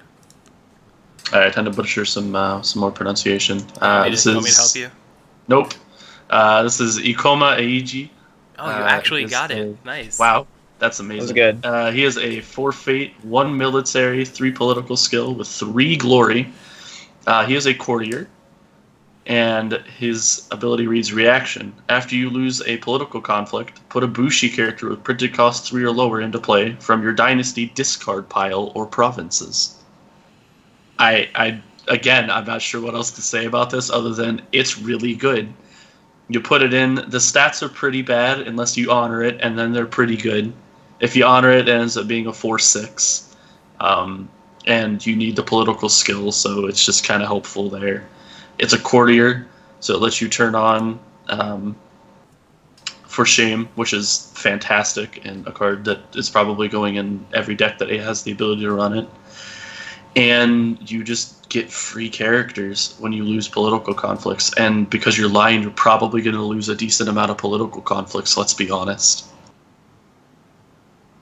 Yeah. Sums it up pretty well. You can also, It's worth great. noting, yeah, it doesn't have to be from your provinces. It could also be from your Dynasty discard pile. So if you've ever played a Bayona, a Matsu, or a Lion's Pride Brawler, or a Kitsu Spirit Caller, you can bring them right back out for free. Oh my god, you can lose a conflict, bring in a Spirit Caller, and then Spirit Call something? Yeah, in the next conflict. This is true. I mean, I've thought about this, but like, just saying it out loud feels good. It just sounds so dumb. Yeah.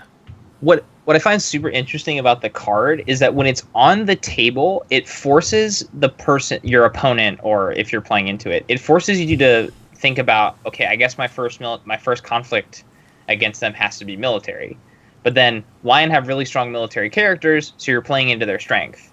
So then you're like, well, I can't just pass my conflict because that's just giving up a ton of tempo to Lion, who's now just going to smash into me with military, and I'm probably not going to be able to do my second conflict. So this is just a good character because of all the hard choices that he makes your opponent have, in addition to giving you benefit for losing. So he either prevents something from happening, or if you do lose, you just get value.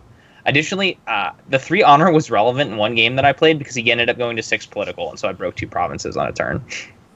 Yeah, I was like, the other really cool thing about this is you could actually kind of get away with winning political provinces with this, or winning political battles with this. You could just throw like this and one other card, like one other decent political card with Lion at a province that has like 4 or 5 strength, and your opponent now has to sit here and go, I either defend with like all of my stuff, and make sure that this province doesn't break, and give them a free character, or I let them break a province on a political skill, which they shouldn't be winning anyway. Yeah, I've done that so, too. It's crazy. It's actually, this card is just absurd on so many levels. Because it only counts when you lose a political conflict, period. So this can actually trigger twice in one turn, because you could lose yours and lose the one your opponent sends at you. So he could actually bring in 2 Bushi. So I think this card is a great political defensive card because Lion are kind of weak at it anyway, and they probably are on the back foot and playing defensively in the political challenge realm anyways. But on top of that, if you're defending with him and you can get the just right sweet spot where he loses the conflict but you don't break the province they were attacking, then you basically just got a character for free. Yeah, that's one of the other really good case scenarios that happens frequently, is that he's high enough political stats to where your opponent can't commit enough resources to get a break, and then as a Lion, you're just so happy because all you did was lose a ring, which shouldn't be bad, and then you brought a character into play. But like Gentry was saying, because you can do it on the attack, something on the attack too. Like, let's say you're going first, you could do a political conflict first and do, let's say, water or something. That's going to bow out a guy. And now your opponent has to be like, do I let them win and bow out this person so I can't do this? Or do I block so that way I can use it, and then they lose, and then they're going to get a guy, and their military challenge is that much better. Yeah. Because, additionally, he, unlike the Spirit Caller, which puts the character on the bottom of the deck it came from, the character stays in play so long as it has generated fate. It is important to note that characters brought into play through effects cannot have additional fate placed on them from your fate pool, but if they have actions additional actions that put fate on them, so like we previously talked about Matsu Bayona, She'll come into play, and if you have Bushi in play, she'll get her 2 extra fate. Yeah. So that's 5 fate worth of value, potentially. Yeah. Secondarily, too, there's the dream of you send this to defend a political conflict to start with, and they have just enough where your province doesn't break, but you defend or you don't defend successfully, so you lose and get a character, but you don't break the province. And then you bring in a strong political card that can by itself win a political conflict. So then you can win 2 conflicts and break 2 provinces that turn, and have defended your provinces successfully. This is kind of a like dream situation, but it's not super impossible. I don't think it's actually it's actually fairly reasonable considering you have 6 political skill on this card alone. Well, I'm thinking that more or less late game, you're going to have a big stack discard pile of characters. And exactly, and you have a lot to choose from. You have a lot to choose from that you can pull out too, where you could probably break a province reasonably. You can't pull the Venerable Historian, unfortunately. Oh, it's a Bushi. You're right. It has to be a Bushi character. You can pull the Lion's Pride Brawler, which is why it's important that has the Bushi and Courtier trait. What else can you pull here? You can pull Steadfast Samurai. You can pull. So you can't pull the Kitsu Spirit Caller either, by the way. That was you can pull Obstinate Recruit, Matsu Berserker. This is true. Yeah, you can't pull Spirit Caller. I forgot that's actually not a Bushi. You can pull. Yeah, pulling a Kodo Gunso is actually pretty good because that's a Bushi that can compete politically a little bit. And get you an If it could pull an Honored General, that would be broken in my opinion. Yeah. That's so great. I think Lion's Pride and Bayona are probably the best 2 targets for this. You can pull a Death Seeker. You could in fact pull a Death Seeker. That actually isn't awful. Yeah. So you would pull her and then like have her discard another person. Yeah. Yeah. Whoa, actually I just thought about it. So you could attack with the Death Seeker and IG, right? And into a political conflict, and they go, I'm gonna block, and you lose. And then you lose the political so you can trigger the Death Seeker's reaction to do whatever. And then you could actually use IG's ability to pull her back. Yeah, and keep your Death Seeker ready for another conflict, which is pretty sweet. I haven't done that yet. I'm going to have to try that. Although I do think if I was being attacked with both AG and a Death Seeker, I would probably just let it go. Unless it's game losing to let it go. Yeah. You have to, obviously you got to pick something that's going to give you advantage. And that'd be like a Water Ring or a Void Ring. Or Fire on attack is pretty good because you can dishonor somebody, so that's a stat swing. You got to generate some sort of value out of the ring at that point. But this guy gives you plays, same way the Spirit Caller gives you plays.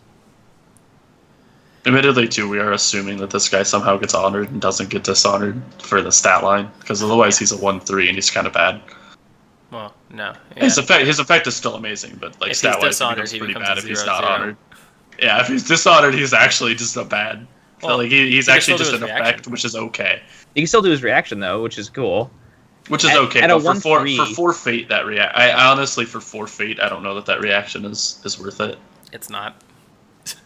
But, this is, in a case where it is honored, which is, you're going to try and keep this card honored because it's really freaking good if it is, then this card is ridiculous.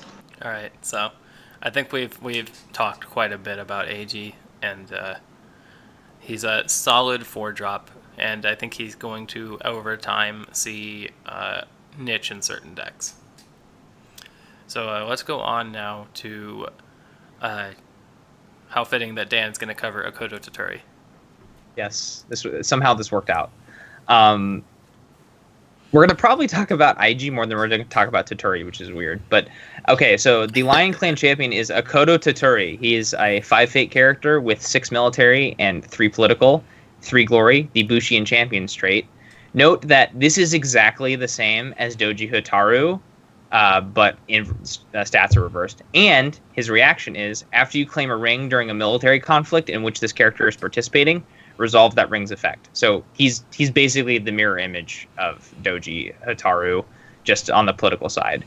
Which is interesting, I guess, from a fiction perspective, because there's kind of that connection between Hotaru and Toturi from the Lion Clan fiction. But as far as the card goes, because Hotaru is good, Toturi is also good. I am actually leaning more towards Toturi being better than Hotaru for a couple of reasons. One, you have Spirit Collar, so you can cheat him into play using the Spirit Collar, and that's just massive. He's 6 military, so you can just swing it. You can get extra there's insane military challenge out, or defend with him and get another ring resolution. You have Way of the Lion, which doubles a character's printed military ability. So he gets +6 when you Way of the Lion him, which means he goes to 12, which is equally as insane, which means he can almost defend by himself just against a ton of people attacking. He has the Bushi trait, which means he can get extra fate from 4 Greater Glory. It means he can work with Sashinono, which we'll talk about later. He's pretty insane. I mean, yeah, it's basically take everything that we said about the Crane Champion and just kind of add it into Lion, and then go, but Lion synergizes better, and that pretty much summarizes this card a lot more. Yes, it's the same. It's exactly the same card, but it has better synergy with the deck that it's in. Yeah, it's a good card.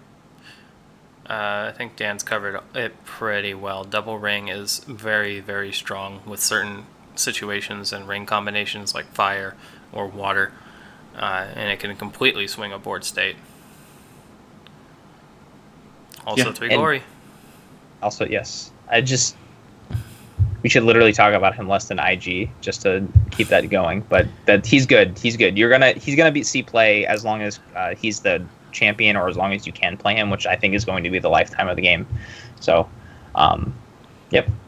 Yeah, I'm a little disappointed he's just a mirror of Hotaru, but considering that Toturi and Hotaru kind of had a rivalry in the original storyline, that maybe now they're going for like this, like,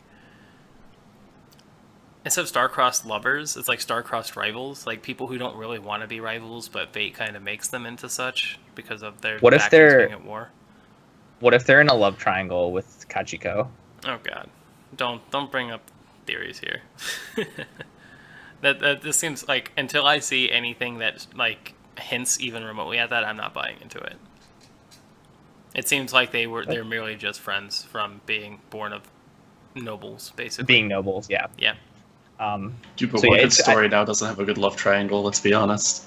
I mean, just because one's a boy and one's a girl doesn't mean that they have a relationship, guys. Have you seen any modern fiction? Yes, and modern fiction is typically bad because of this. I was like, if you've seen any modern fiction, then yes, because one is a boy and one is a girl, they must have romantic relations. This is how it works. This fake love story is still a better love story than Twilight. So, this is true. All right, so before we get too deep into Toturi's maybe love story, let's move on. So finally I hit a dead card. Well, not a dead card, but a not as exciting card. So I get the Lion Holding here. This is called Staging Grounds. It is a battlefield that conveys +1 strength to the province that it is in, and has action, choose up to 2 face-down cards in your provinces, and turn those cards face up.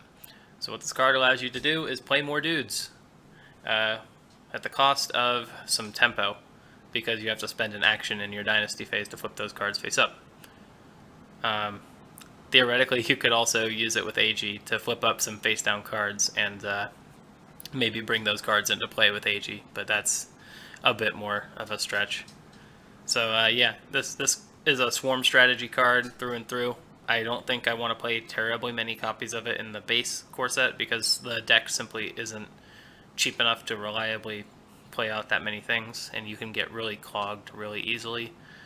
But in the future, I think this will be a linchpin card for really, really cheap aggressive Lion decks that play lots of dudes. So, I actually feel worse about this card having actually played it than when I initially saw it. When I initially saw it, I'm like, this is insane. You get more Dynasty pulls. But in play, it's a really, really swingy card. Because sometimes you pull stuff that you can play, and then sometimes you just don't pull anything. Like, you'll pull just high fate guys, and you're like, oh, I already spent most of my fate this turn, I get nothing. But it works when you can get just pump dudes out, especially if you can pump Bushi out, because if you can just get a huge 4 Gregory out, then that's pretty awesome. But if you can just pump dudes out, it can be really useful. Lower curve decks, I think, as if Lion helped develop a lower curve deck as this first cycle and then the deluxe come out, that's going to be awesome. It's especially going to be awesome in there. I think we're running as 2x in both of our decks right now, right, Travis? Yeah, I think I kept it as a 2x just because there's not much else to put in its place right now. I might drop it down to a 1x if we get like a good neutral holding or something. There's just been some situations where this card's been okay, and it's flipped over like an additional card, which I then bought. And like maybe once I got the dream where I played some cheap cards and then got some more cheap cards and managed to play 5 things out of holdings in one turn. But that's pretty rare considering the deck is curved a little bit more towards the middle than the low end. But I think that'll change as the card pool grows. This card will have its day. Yeah, I'm fairly confident in saying that this card is, bad to sort of okay right now and will become better as the decks progress. You are giving up tempo, but I think in Swarm, if you're planning on playing 3 or 4 characters a turn in a deck anyway, you're probably not too worried about it because your opponent's almost certainly going to get the Fate before you anyway. So at that point, you would rather just have the options and have the ability to play more dudes. Yeah, so, it does give you options, which is not to be underestimated ever. Also, just flipping up Dynasty cards can be useful because it gives you information about, it gives your opponent information about things to attack, which can be bad, but it also gives you information about things to potentially discard at end of turn to help get more dudes into your discard pile to help turn on IG and Spirit Caller. So it just works okay right now in the core set environment, and it'll hopefully a deck can grow into it. I could definitely see it being potentially semi-oppressive just because you get so many extra. You can get if you have 1 out, you get 5 Dynasty buys a turn. But if one of those is a Gunso, then you automatically go up to 6.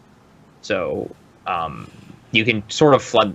If board flood ends up getting 2 out of hand, which I doubt given how the Fate system works, then maybe it gets a little annoying. But I think it's an okay card. It's on par with the Artisan Academy and the other holdings that we've seen, which is City of Lies, right? That's the Scorpion one, and then the Library for Phoenix. It's about on all of those actually feel like they're about on par, having played the game a few times now. I don't agree. I think this is probably the weakest holding we've seen so far. Maybe City of Lies is weaker, but I think that has potential to be very strong. I think the Library is very good, and Artisan Academy is also pretty good. This is like a middle of the road card right now. But again, it'll have its day where it's going to be very good, and it'll play an aggressive deck that's going to be really annoying to play against because they'll just have so many guys, and that's a lot of stats. But right now, it's simply okay. The reason I think it's on par with everything is because the way buys work in this game is and the Dynasty deck works. If you can only make X number of buys a turn, and the game goes 4 turns, you've seen 16 Dynasty cards. And if one of those is a holding, that's literally 1 less character that you've seen. And so then if that card relies on your conflict deck creating that character value, then there's a little bit more variance in there because you're not sure entirely what you're going to pull out of your conflict deck. So that they're all card draw cards in some way, I guess. Yeah. It does let you dig deeper into your conflict deck and see more cards so you can get more uniques and duplicate that Fate. Dynasty deck, yeah. Yeah, yes. Yeah. So that's about all there really is to say about this card. Gentry, why don't you kick us off with our first conflict card? Oh God. So we're gonna go with some interesting speculation with Vengeful Oathkeeper. No, we know the whole card. Do we? I've never had an image for the whole card. Where is this image for the whole card that people are getting? Somebody else do this one then, really fast. Dan, why don't you take this switch one me and Gentry can take the one. Because I don't, for some reason, have an image of the full card. I wanted to rage about Master of the Spear, though. All right. Well, you can still do that. You can still do that, just after me. All right. So Vengeful Oathkeeper is a 2 Fate character with 2 military, 1 political, and 0 glory. It has the Bushi trait and the reaction. After you lose a military conflict, put this character into play from your hand. This card is very good, especially in Crane, actually. It's still good in Lion, obviously, because it's got Bushi and it's just more stats and you can flood the board with stuff. But just the fact that you can lose a conflict and drop free characters from hand is great. You cannot put extra fate on it. I think, like I mentioned, characters brought in with effects can't have extra fate put on it, so you can't put it out for free and then put extra fate on it. But you can put fate on it with other cards, or you can keep it in play using other abilities. The fact that it has 1 political is relevant because it can potentially compete in a political conflict if you need it to. At 2 military, it means it's actually 3 military on an attack. My favorite play so far that I've done is I went turn 1 Gunso, and then passed and lost a military conflict, dropped 2 Vengeful Oathkeepers from hand, swung back and broke a province, used 4 Greater Glory, and so I had 4 guys on board, and my opponent had like 1 or something going into turn 2. Yeah, and that's what this card can do. Yeah, it's one of the this with Obstinate Recruit are one of the few ways Lion have to like really cheaply swarm out the board. And because the reaction isn't limited in any way, if you have multiple of these in your hand and you lose a military, you can just drop them all on the board. Game doesn't care. You can do that. And then, yeah, it's a very fitting card thematically, and it's a pretty good splash in a military weak deck just because it lets you counterattack with a decent military and potentially 2 for 1 your opponent. So it's a good card, I think. I mean, the other problem I have with it is that you do have to lose the military conflict. It's a little unfortunate, given that you're Lion, and if you're losing military conflicts as Lion, something's probably wrong. I mean, you can just unless there's a very strong, unless there's a strong military conflict later. But like, the only reason that I'm kind of okay with this is because you have other cards that kind of synergize that make your opponent potentially want to do military conflicts first. And maybe just give you the free win that way, or it may just give you the free loss that way, so that you can push it through for later. But it seems okay. It seems okay to me. I'm not super impressed. More Deathseeker combos. You could attack with the Deathseeker and lose a military conflict, and then trigger her, and then drop him from hand. Yeah, I mean, it does just feel like most of the time you want to be winning your military attack every turn, though. I don't think breaking a province almost every time. You don't play this on your military attack. You save your military attack. You wait for them to do a military, you drop this in, then you counterattack with it with your military attack. Yeah, for sure. Yeah, that's I think that's ideally the way. Again, like I said, because it has political stats, it could be relevant. You could use it in a military or a political attack. The way Lion actually does a political attack is by swarming. Strangely enough, they swarm more in political and less in military. It's really odd. Yeah. But this card's fantastic. It's one of the best splashes in Lion, and since we're talking about splashes, I don't think you mentioned the influence cost of this card is 2, so it's a pretty splashable card. This is true. I do think that this card is significantly better in decks that aren't Lion, actually. I think this will very much be a card, that doesn't get a huge amount of play in Lion. Once we have more cards to play, you'll probably play it out of core, but I don't think this will get a huge amount of play in Lion after we get a lot more cards, but it'll definitely get a lot of play in other decks. I'm not sure I agree with that at all. I think Lion loves free dudes. I think Lion likes free dudes, but I think it's I don't know. I think it's a little more situational than it's given credit for. Because like having to lose a military conflict, you have to assume that your opponent is doing a military conflict, and it's going to be before your conflict that you want to use this card in, and that you're going to lose it. Yeah, and that happens more often than you think. I think a lot of people open up with military, especially Lion players. And I mean, if in a Lion mirror, this card is phenomenal. But so I think generally speaking, any card that can cheat the fate system is worth a look and is probably good. Obviously, we've seen some cards that can cheat the fate system that are more mediocre, like Steadfast Samurai or Matsubayana, but this guy just cheats it very easily and in an effective way because you get a character that you can use immediately for another conflict, which is good. It's just another way to generate value out of losing a conflict. So let's just say, example, you could actually lose a conflict where they broke Art of War and then draw 3 cards, and this could be one of the cards you drew. Yeah, and then you can play it right away. And then you can play it right away. This is true. So that's pretty sweet. I think it's a good little conflict character. I think we're just moving on. I think we've said everything. Yep. There's not a whole So lot of depth to him. So we're gonna go into this retreat. card because I actually have full art for this. Master of the Spear is a 3 fate character with 2 military strength and 2 political strength. 1 glory. It is a Bushi, of course. And has an action that states, while this character is attacking, your opponent must choose a participating character he or she controls and move that character home. In my opinion, this card seems okay. It is a conflict character, so you can throw it into a conflict, in the middle of it, which is fine.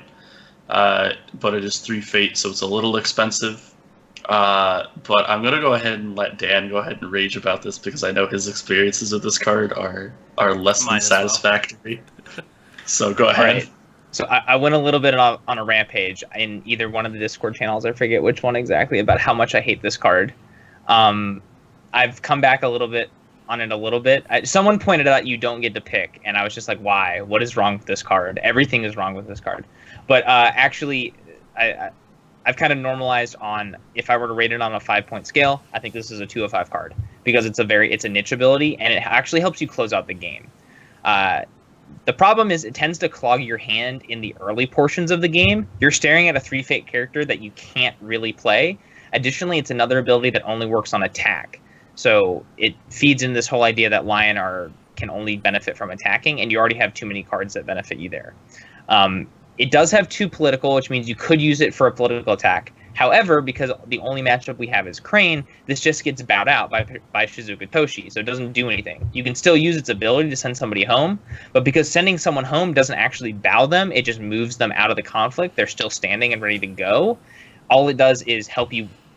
All it does is help you win that conflict by more or something. You don't get to pick. Again, there's another card we're going to see later that lets you pick which one you can move home. So your opponent just picks their weakest character and moves it home. So I think there is a space for this card to work. It's just compared to the other Lion conflict character that we got, this isn't nearly as good. So I was a little upset for a bit. So Yeah, I think that's definitely true. Something I forgot to mention too is this has 3 influence, which seems like a lot for this card. yeah, Given what it does, I don't think it's worth splashing in anything at 3 influence. So I'm going to go ahead and I'm going to extend Dan's rage on this card real quick. I'm going to talk about why this card is bad and why I think it's bad. So let's say, first off, it costs 3 fate. 3 fate is a lot. It is a ton. And it's not swingy enough. It's really it. It's just not good enough for 3 fate. What else costs 3 fate that we've seen so far? Blackmail. Let's talk about Blackmail versus this card. Blackmail is choose an opponent's character of 2 cost or less and put it under your control for this conflict. And that is a much bigger swing than this card because a standard 2 cost character is a 2/2. So you're denying your opponent a 2/2, you're gaining a 2/2, and it bows their character because it's still participating in the conflict. I don't know why this guy sends home instead of just bowing, or bow and send home. Not only does your opponent get to pick like their just most worthless character in the conflict, their character can be used later because it doesn't bow. Blackmail just seems way better in comparison. So like when you play this card, you get a 2/2 and your opponent sends one guy home of their choice. Blackmail is you gain a 2/2, your opponent loses a 2/2, possibly with attachments, and their character is bowed.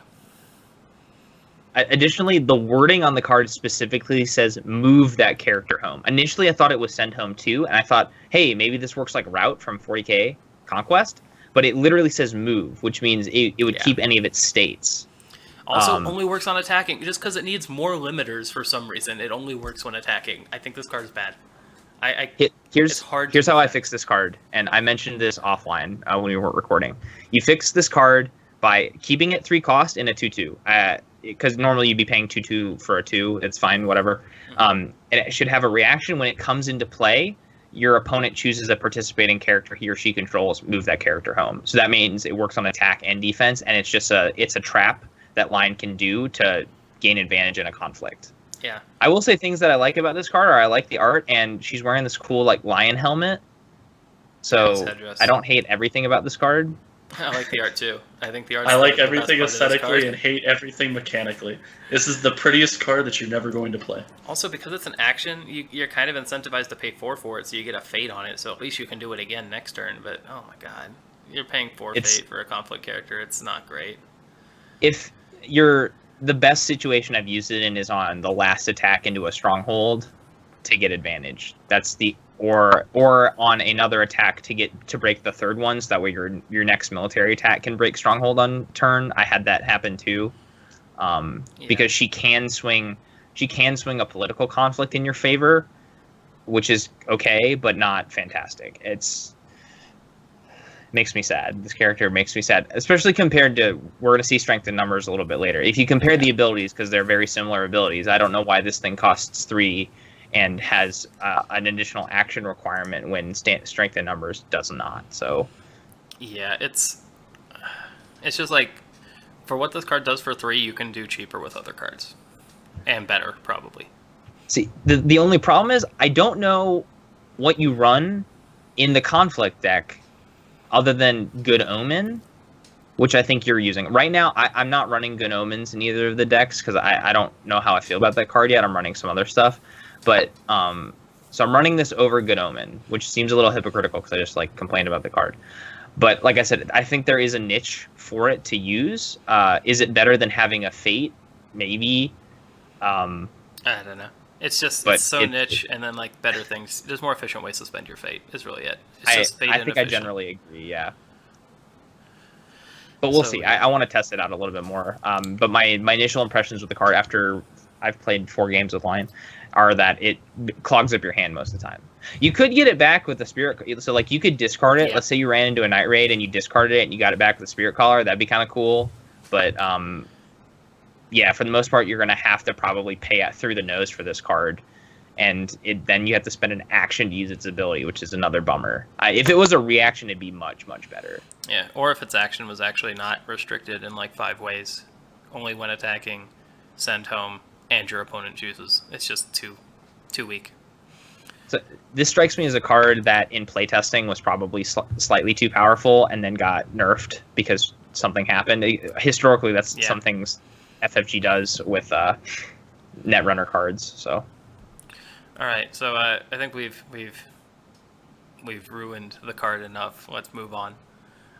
This is my card now because we skipped Gentry and moved back to him. So now I get another kind of okay, mediocre card in Guidance of the Ancestors.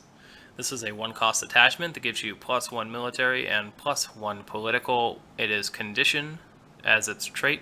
In action, play this attachment from your conflict discard pile.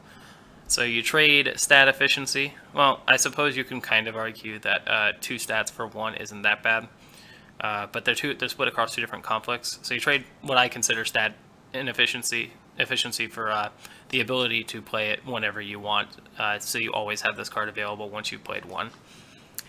And that seems okay. It seems good in theory. I think the thing in practice is that 1 fate is a little expensive for only getting +1/+1, and you probably have better ways to spend 1 fate. It's a value card in a faction that I don't think really wants to go for value. It wants to go for tempo.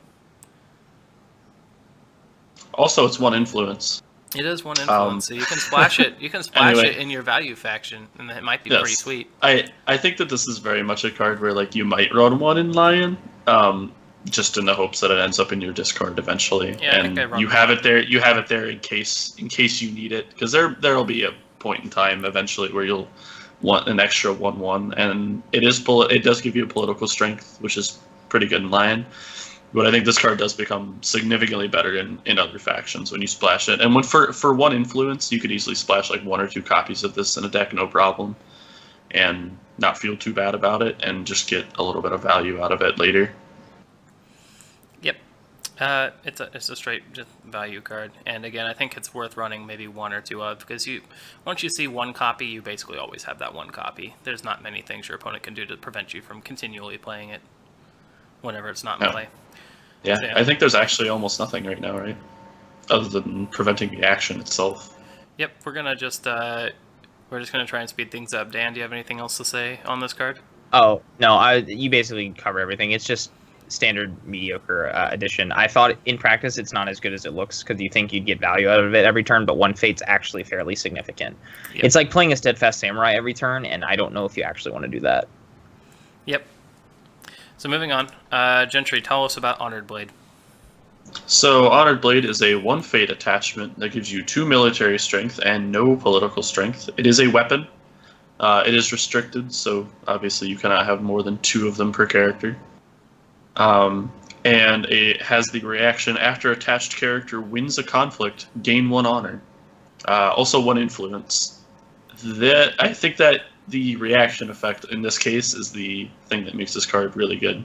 Gaining an honor every time the attached character wins a conflict, and in Lion, I think we're pretty much in agreement that if you're going into a military conflict and you plan on winning that military conflict, you will win that military conflict.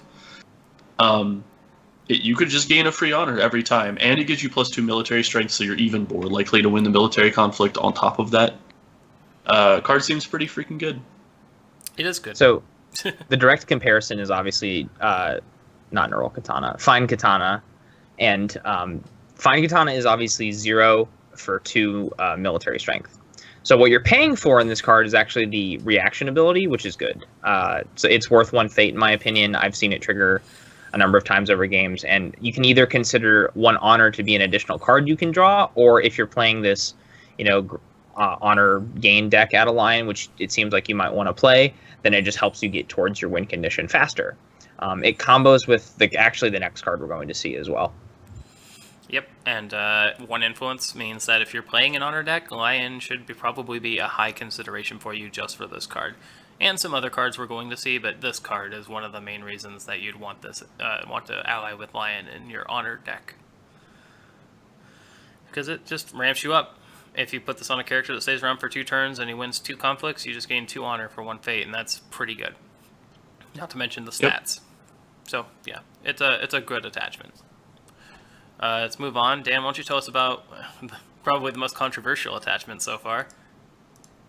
Yes, so this is Sashinono. It is a 2 fate attachment that gives 0 to both stats. It is an item banner. It's got a nice picture of a guy swinging a banner. Attached to a Bushi character you control. Attached character does not bow as a result of conflict resolution during military conflicts. So I think when everyone saw this card, we're like, that's expensive. It doesn't seem that good. In practice, it's a lot better than it looks. It's almost to the point where it's annoying. Anytime someone puts it on a character, you're like, oh my god, this is horrible. You can even put it on something like a Kodo Gunso that has triggered Pride, and then all of a sudden they've got a defender for a military challenge, and then they can probably swing back with a political challenge if they want as well. The obviously super combo is putting it on Toturi and him doing literally everything. But it's it's a lot better card than it looks. Additionally, because you can only attach it to Bushi characters, anything with the Bushi trait gets instantly better. 2 fate. I know we complain about Master of the Spear being 3 fate, but there's a big difference in the conflict phase between 2 and 3 fate, because most times you go into the conflict phase with at least 1, and you can probably pull 1 more off of a ring. So you're much more able to play Sashinono than you are Master of the Spear. Yep. Oh, this is 2 influence as well.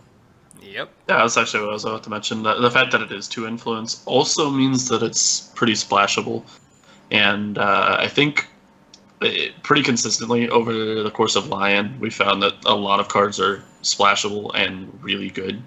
So I feel like Lion will end up being a very commonly picked faction for anything that's vaguely military based, to just kind of throw a bunch of cards from into the conflict deck. But I mean, it does seem really strong. You have several cards that you'd rather not get bowed.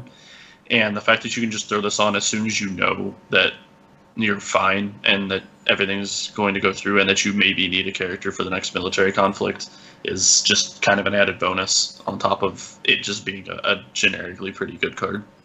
Yeah, this card is like the worst feels bad man card if you are if you get attacked by the Lion player and like they throw in their Honor General or their Toturi and you're like, well, it costs me a lot to defend this, so I'm not going to.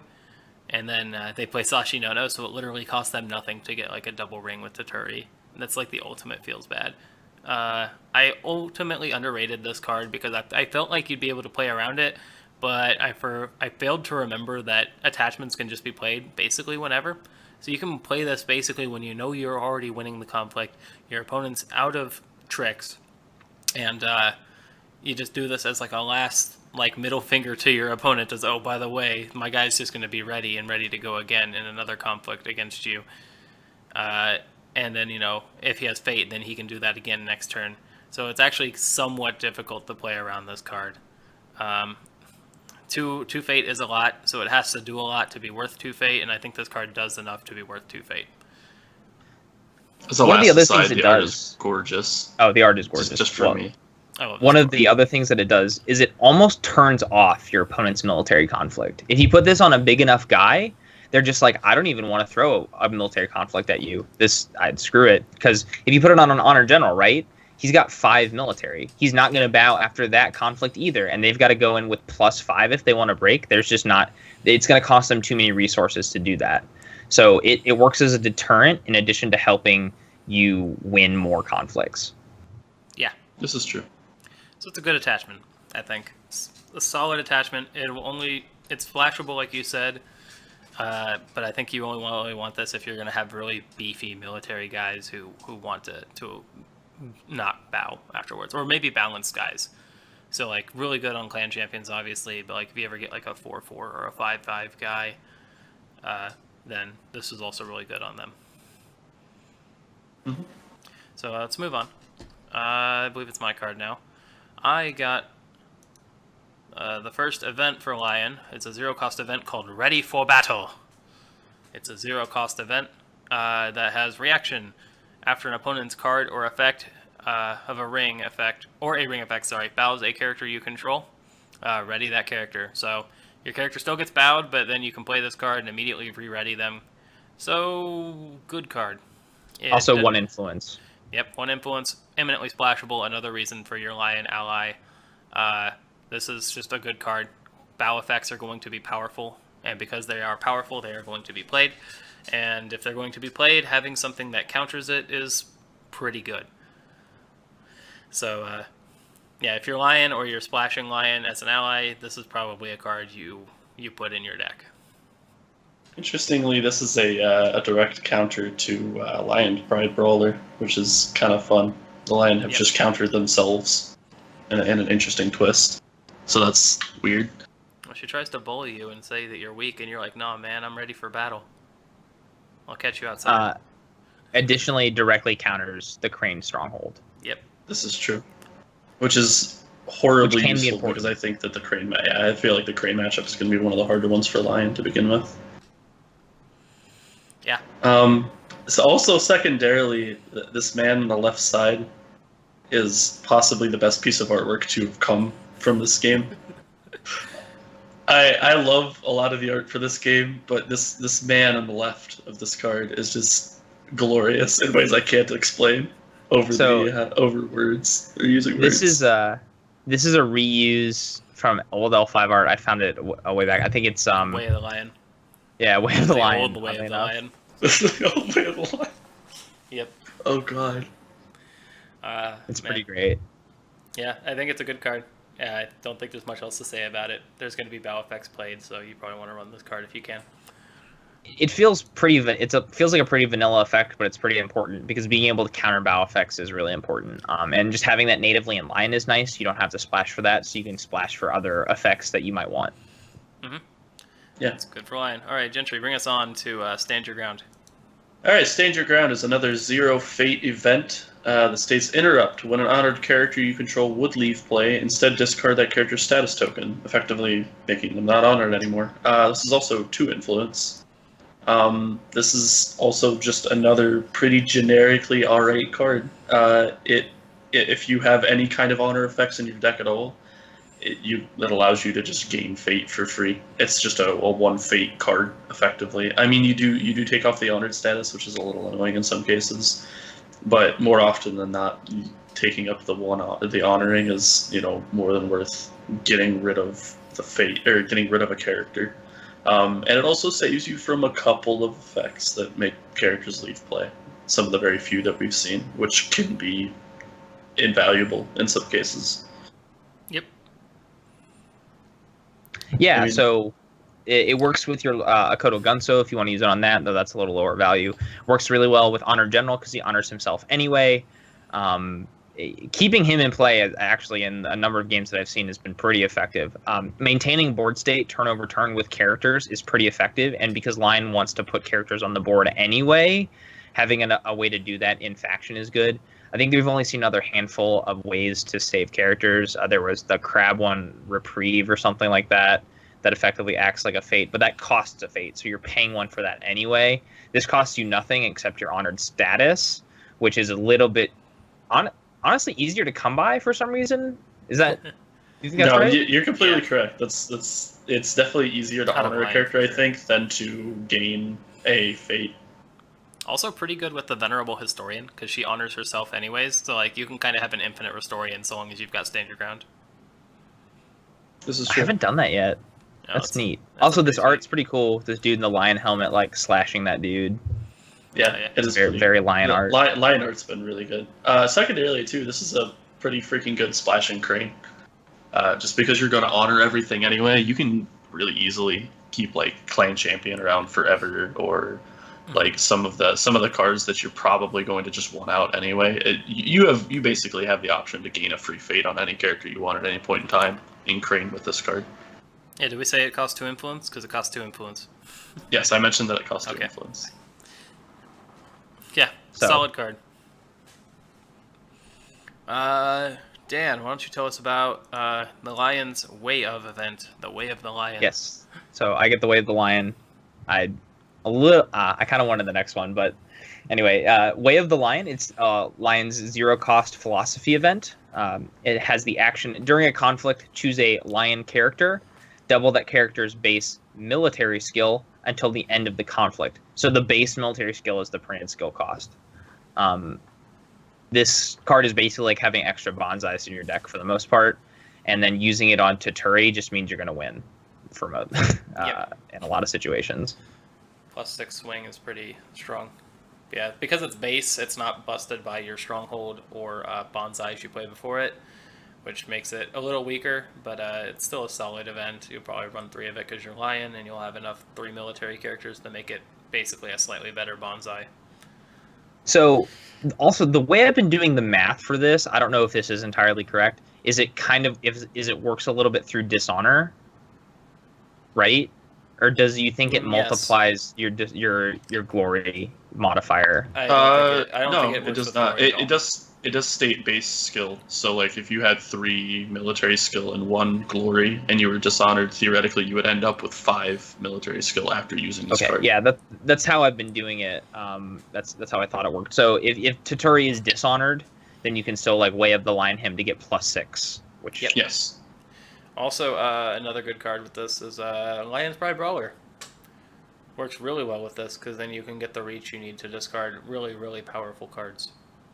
This is true. Or You yeah, could bow, actually really you could high actually value just card, bow yeah, you could easily just bow champions between this and Lion's Pride. Yep.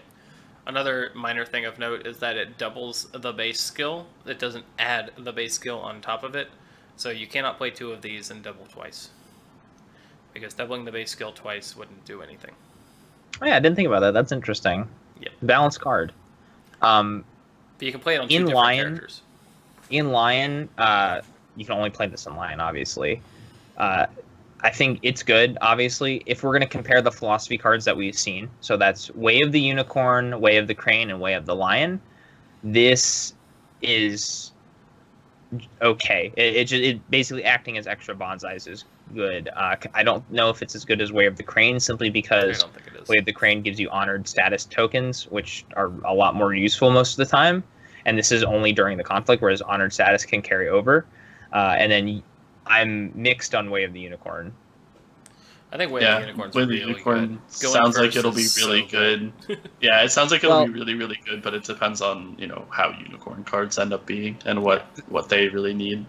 The reasoning for me being like mixed on it is, let's say you're going second and you draw into that card that doesn't do anything for you until the end of turn 2.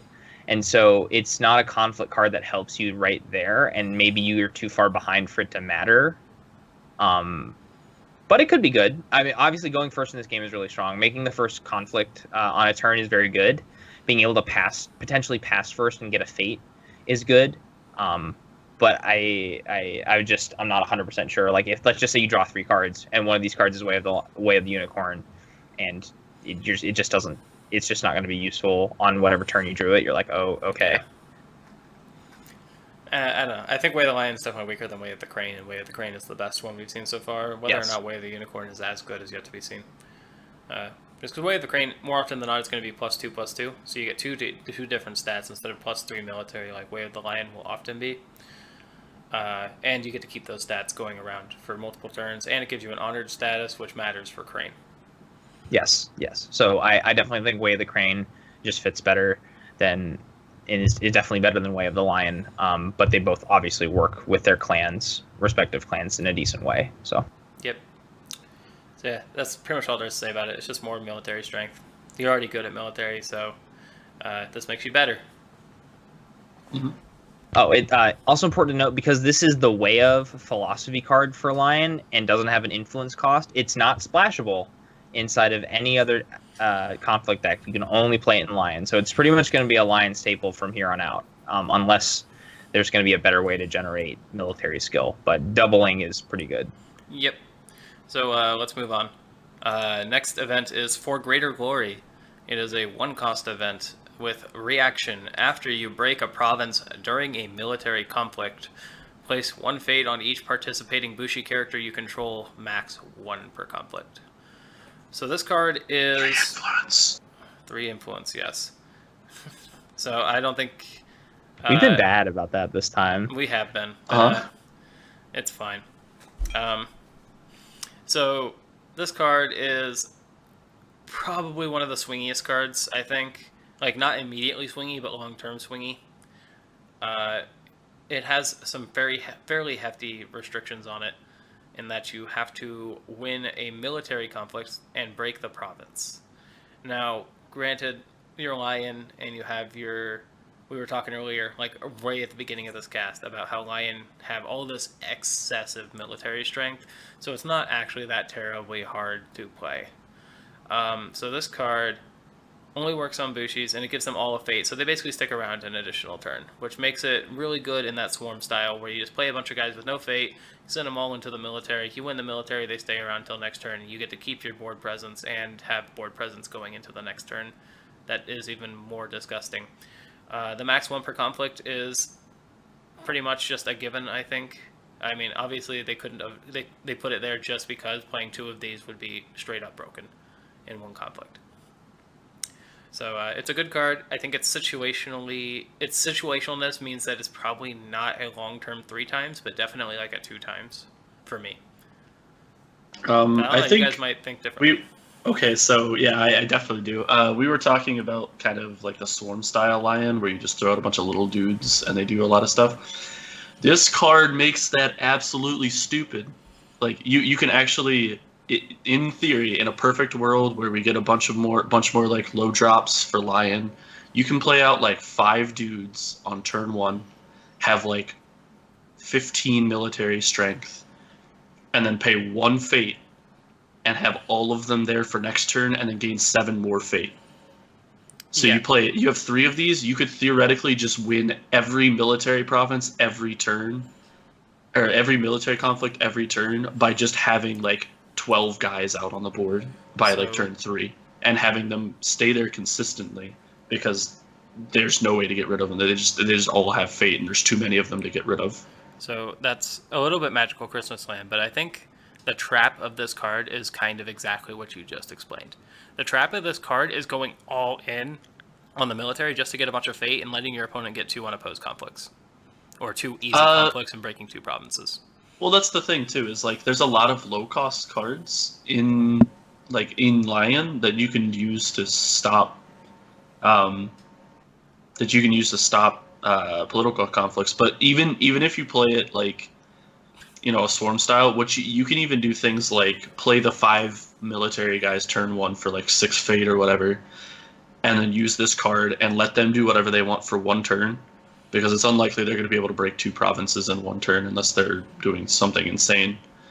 And then turn 2, you can turn and focus on defending the rest of the game, because now you have your like 12 to 15 military strength a turn, plus your stronghold now, which, you know, adds it up to like 20 or so, which is absurd by turn 2 or on turn 1. So you're going to break whatever province you want to turn, and then you have every turn past the first one to just focus on defending with the rest of your cards. So I think that this isn't a game, that this isn't a card that's good right now. I think this is a card that's okay right now. That isn't like amazing, and that is situationally very good and situationally pretty bad. But I think that once the game evolves to the point where Lion gets to this kind of swarmy style, and it feels like it will at least have the ability to within a couple of sets, hopefully, that this card will actually just be completely broken, and there will be an entire play style around just this card. Yeah, I do think that there's going to be a point in time where that could happen, and this card could actually just be broken because Lion is so fast and gets that many dudes. But right now, I think it's kind of all right. It's a decent card. Go, Dan. Sorry. I want to gush about this card because I love this card. I love a lot of things about this card. Not only just generates fate value for Lion, and it's really thematic, but it's an example of them building in fate economy. Oh, I think you're good now, but like you might want to just repeat what you said, just because you were going a little robot-y on me. Yes. Yeah, I was getting a little from you guys too. That's weird. It's up with my. Anyway, I love this card.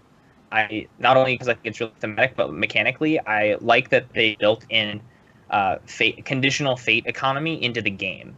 So they kind of talked about that in one of the, I think the AMA or one of the videos, that's kind of what they were going to do, and this is a great example of that, using conflicts to generate fate value for Lion and getting those Bushi fate.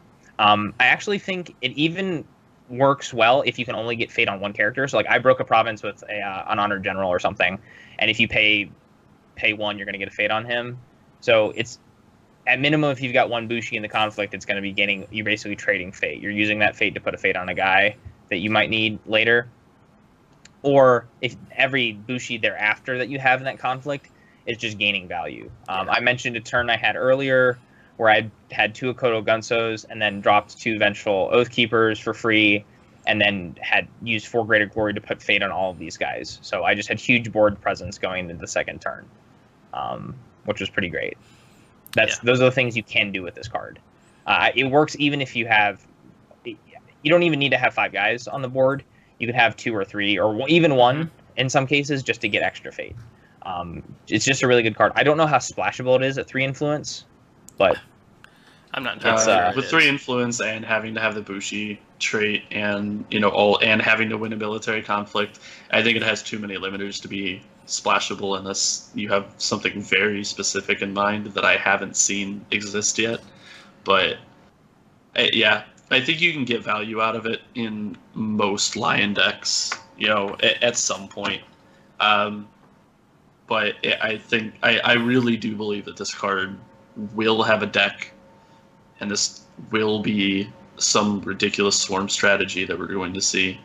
But even in regular Lion decks, even like in honor-based Lion decks or kind of mid-rangey Lion decks, I still think it'll be worth running at least a copy or 2, because you can pretty easily get like 2 or 3 fate of value out of 1 fate with this card.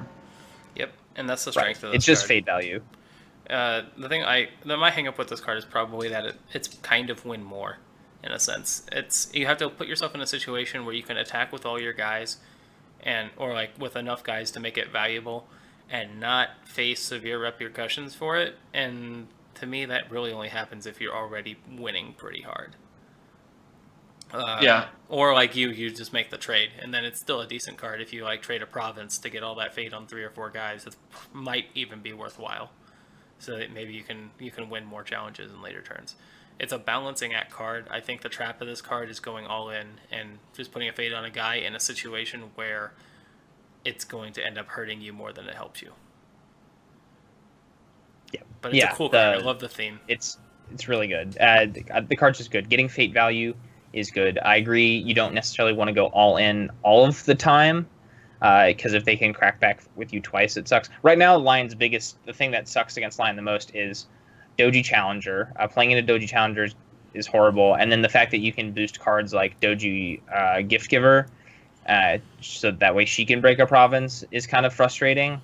But I think as we see more clans and see how Lion can play against those clans, maybe this card gets a lot more playable. Because you pretty much, as Lion, you're pretty much going to break a province every turn with your military, or you should be. If you aren't, you're losing. So this just, like you said, it does help you win more, but I don't think it's a bad win more card in the sense that you can only, you're gonna be able to play it, and it gives you value in most situations. In a sense, it could also be a comeback card where you're already losing and you're going to lose another conflict, so you just go all in on a military to keep your guys around and try to come back on the board. So it's not like a strictly win more card, which makes it much, much more playable than other win more cards. So I think it's a fine card. I don't think it's a 3-of card because I don't think it's a card that I want to see. I guess not like a card that I'm going to always be happy to see it, I think. I think there's enough situations where I want 2 of it, but I don't know if I want 3. Yeah, I think that's pretty accurate. I think this might be like a 1 or 2 of in like any Lion deck that isn't using this as like a primary win condition. Right now, I think you kind of have to have 2 or 3, just because you're so limited in the cards you can put in the conflict deck. Yeah, there's not a lot of other options. I think I run 2. 2, yeah, we're both running 2. I was up to 3, and I think that was a little bit of overkill because sometimes you draw it and you're like, I don't need this, because I need the 1 fate to play another card. Actually, the card we're about to see, Gentry can do the last conflict card, actually. All right. Yeah. Well, let's get into it then, because I think we've talked enough about this card. So what's the last card here, Gentry? All right, so the last card in Lion. Strength in Numbers is a 1 fate event that states action. While you are the attacking player, choose a defending character with glory X or lower. Move that character home. X is equal to the number of attacking characters. This is also 2 influence. So once again, this is kind of leaning much more towards the like swarmy style. It's still very good in almost anything, really. Like you could splash this in pretty much any deck and get some good value out of it, because I think the highest glory value we've seen is 3. So, you send 3 guys to a conflict and you can send anything home, no matter what it is. You could send a clan champion home with 3 guys. But I think it works a lot better when you have a lot more flexibility to send, several guys into multiple conflicts, when you can send like 3 or 4 guys into 2 or 3 different conflicts in a turn. But the card is really, really strong. Like it allows you to win a conflict with relative ease. It does suck that you're moving the characters so they can use it later on in the conflict, but I think it's not too hard to set things up so that your last conflict of the turn, if you're going second, is the conflict that you use this in. And if you just really happen to need to win a certain conflict for whatever reason, then this is a pretty reliable way to get rid of a lot of strength. So this is the card. This is like the good part of Master of the Spear, minus the fact that you're paying extra for a 2/2 body, and also your opponent doesn't get to choose, you do. So further piggybacking off of like how versatile and decent this card is, 3 glory is the highest I think we're going to see, because it's in the clans that are probably the most glorious, being the lion and the crane, the ones who revel the most in their honor. But like other clans aren't going to have that many high cost glory, or that many high glory characters. I think like dragon and crab, I don't think they're going to have so much of an emphasis on being honored and having glory carry their stats over the top. So against those clans, this card, you basically don't have to commit hardly anything to get it to trigger. If you're attacking, you're obviously attacking with at least 1 guy already. That handles most characters, I think, for most clans. If you attack with 2 guys, that handles most characters, even among the high glory clans. And at 3, there's basically nothing, and this doesn't send home. The only downside, I think, to this card is that it only works while attacking, and it sends home instead of bowing, so your opponent can still attack back. But if this is like the last conflict in the turn, or the game-winning conflict, then you don't care. So what I like about this card is it just says attack generally, so you can use it in a political conflict, which is sort of how Lion win political conflicts, is by swarming in. And then you get to pick the character, like you mentioned. You get to pick the character and send it home. So you just pick their best character, and you're like, get out of here. It's really easy to pull off and do. One thing I actually just thought of is it counterplays against Ready for Battle, because instead of bowing, because it sends home, there's no real counter to that. You can't move it back in. Obviously, we've seen some unicorn characters that can move around, so you wouldn't necessarily pick them. But once defenders have been declared, the only real way to get characters into that conflict is by ambushing them in from your conflict hand. So if you move guys home, then all of a sudden they're like, kind of SOL in terms of how much skill they can get into that conflict, especially if they only defended with one guy. Yep. It's a very short-term effect just because they do get to go home and do stuff later in the turn. But the short term sometimes is all that matters. If it's a very important ring that you win, this card will help you do it. Well, like you could, if you do like a water ring and they put in so they're like, oh, I'm going to get this guy bowed out anyway if I don't defend with him. So they bring him in, they're like, just go home and you're going to bow anyway. So you can do plays like that. You can secure rings fairly easily. Like if you get to secure the void ring or you get to secure fire, that's pretty nice. Yeah, ultimately winning conflicts is how you win the game, and this helps you win conflicts, and it's not expensive, and it's got a decent effect. So this is a pretty good card. 2 influence means it's splashable, but I don't know if you pick it over other splashable options in Lion. Yeah, I mean, best splashable cards for Lion right now are, or at least for Crane, because we don't know any other clans, is Vengeful Oathkeeper, Ready for Battle, and Honored Blade work really well in Crane. Yeah, and I think Ready for Battle is just going to be one you probably want if you're splashing Lion, no matter who you are. Yeah, for sure. It's the Jackson Howard of conflict cards. Oh God, it's even yellow. And it's yellow. No, what did you do, FFG? Oh, it costs 1 influence too. It is the Jackson Howard. Yeah, okay. Well, it doesn't draw you. It doesn't draw you 2 cards, so it's fine. It's true. Going back to the with the Netrunner analogy, my one friend compared the Lion Stronghold to Corset NBN. So like it's an effect that's like kind of niche, but it's not terrible. So Corset NBN is you get 2 extra credits for traces. Yeah. I think this card will see play throughout like most of Elfhevar's history, unless Lion just gets better removal. Which I guess is possible, but I think they've kind of already set up a niche where Lion's removal is very, very, it's like okay. They rely more on sending home, and they need to meet certain qualifications, like having more characters than you or more honor than you. So yeah, that kind of moves into final thoughts. I think a lot of Lion's card base is based on being proactive and really attacking your opponent and forcing them to react to you, and using effects like Lion's Pride Brawler or the Water Ring or the Death Seeker to put them into situations where you're gonna win and they're not gonna win. It's just gonna be ultimately good for you, strictly while attacking. They have a deficiency in defense, specifically political defense. Especially against Crane. They don't really have a good answer to Doji Challenger on turn 1, which is pretty bad. Other than that, I think their card pool matches up decently well to Crane. Doji Challenger just is the strongest 3-drop in the game for the most part.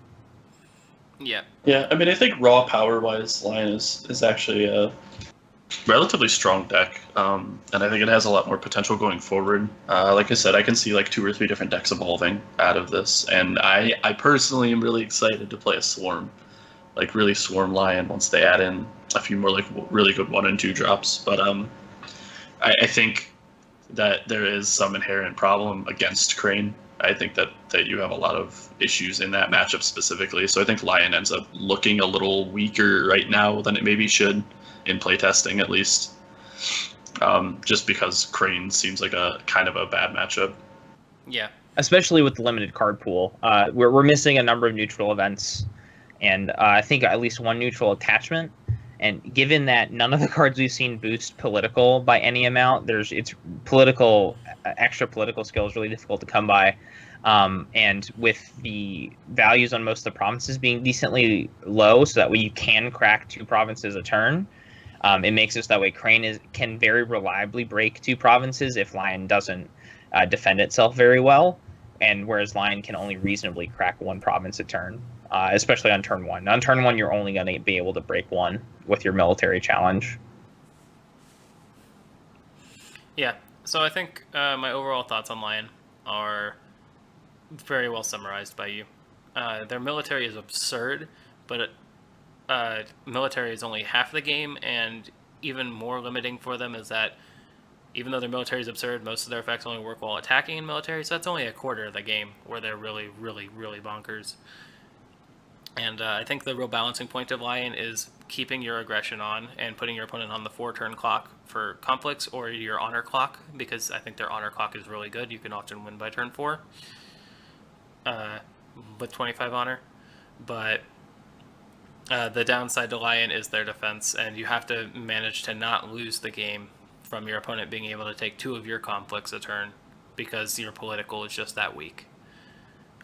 There's ways around this that exist. They're just a little harder, and Lion has to fight harder to not lose those political conflicts.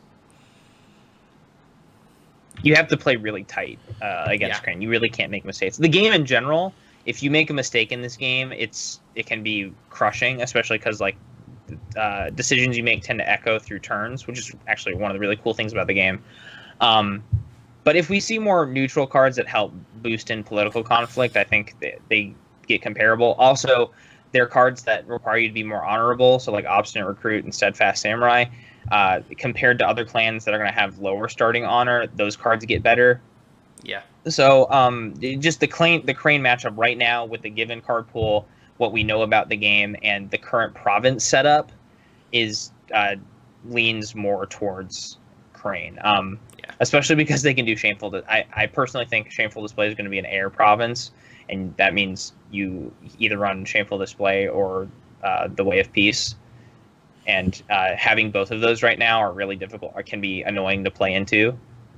Yep. I do think that the choice between Shameful Display and the Art of Peace is going to be a very interesting one for Crane players. I think ultimately I lean towards Shameful Display because that card has single-handedly won me games. But again, without those high glory characters, maybe it's not as good. So we'll have to see as time unfolds. Keep in mind that none of these are like final product reviews. We're not playtesters. We haven't seen the entire card pool. We're just commenting and updating our visions as time goes on. We have seen, so there are 24 Lion cards in the core set, and we have seen all of them. The only one we do not know fully is the Akoma Prodigy. Yep. So we actually have a really good sense of what the Lion card pool looks like and what a 3 core set Lion deck is probably going to look like. The provinces change a little bit. If Ancestral Lands really does give +5 political, which I'm leaning more towards might be the case now, given how weak Lion's political defense is, then that changes a lot of things. Yeah, that could change a whole heck of a lot. Not to mention, even though we have seen all of the Lion cards, we haven't seen all of the ally options available to them. We haven't seen all the neutral options available to everyone. Things can change rather quickly. I'm really happy that Lion have a really solid thematic standpoint, and so does Crane. So I'm really happy with what they're doing with the theme. I'm really excited to see Dragon, which is the next preview, and what they do with their fate manipulation and their attachment themes that we've been told exist but haven't really seen yet. And then another faction I'm really excited to see is Phoenix, just because they have a lot of ring manipulation shenanigans of swapping rings and maybe triggering ring effects multiple times in different ways than the clan champion way that we've seen so far. So I think the game's in good hands, and I'm looking forward to more.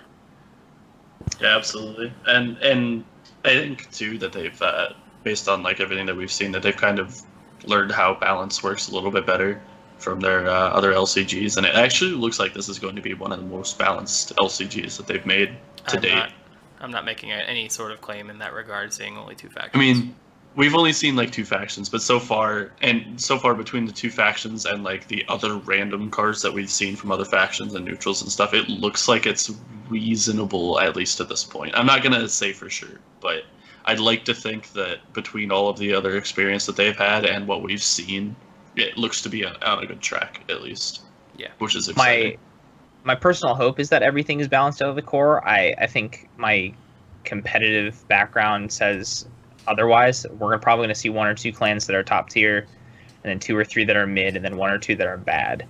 I really, really, really hope that's not the case, but that's generally what happens with card games, because sometimes the designers don't anticipate exactly how people are going to play the game in a way, and metas develop in awkward ways.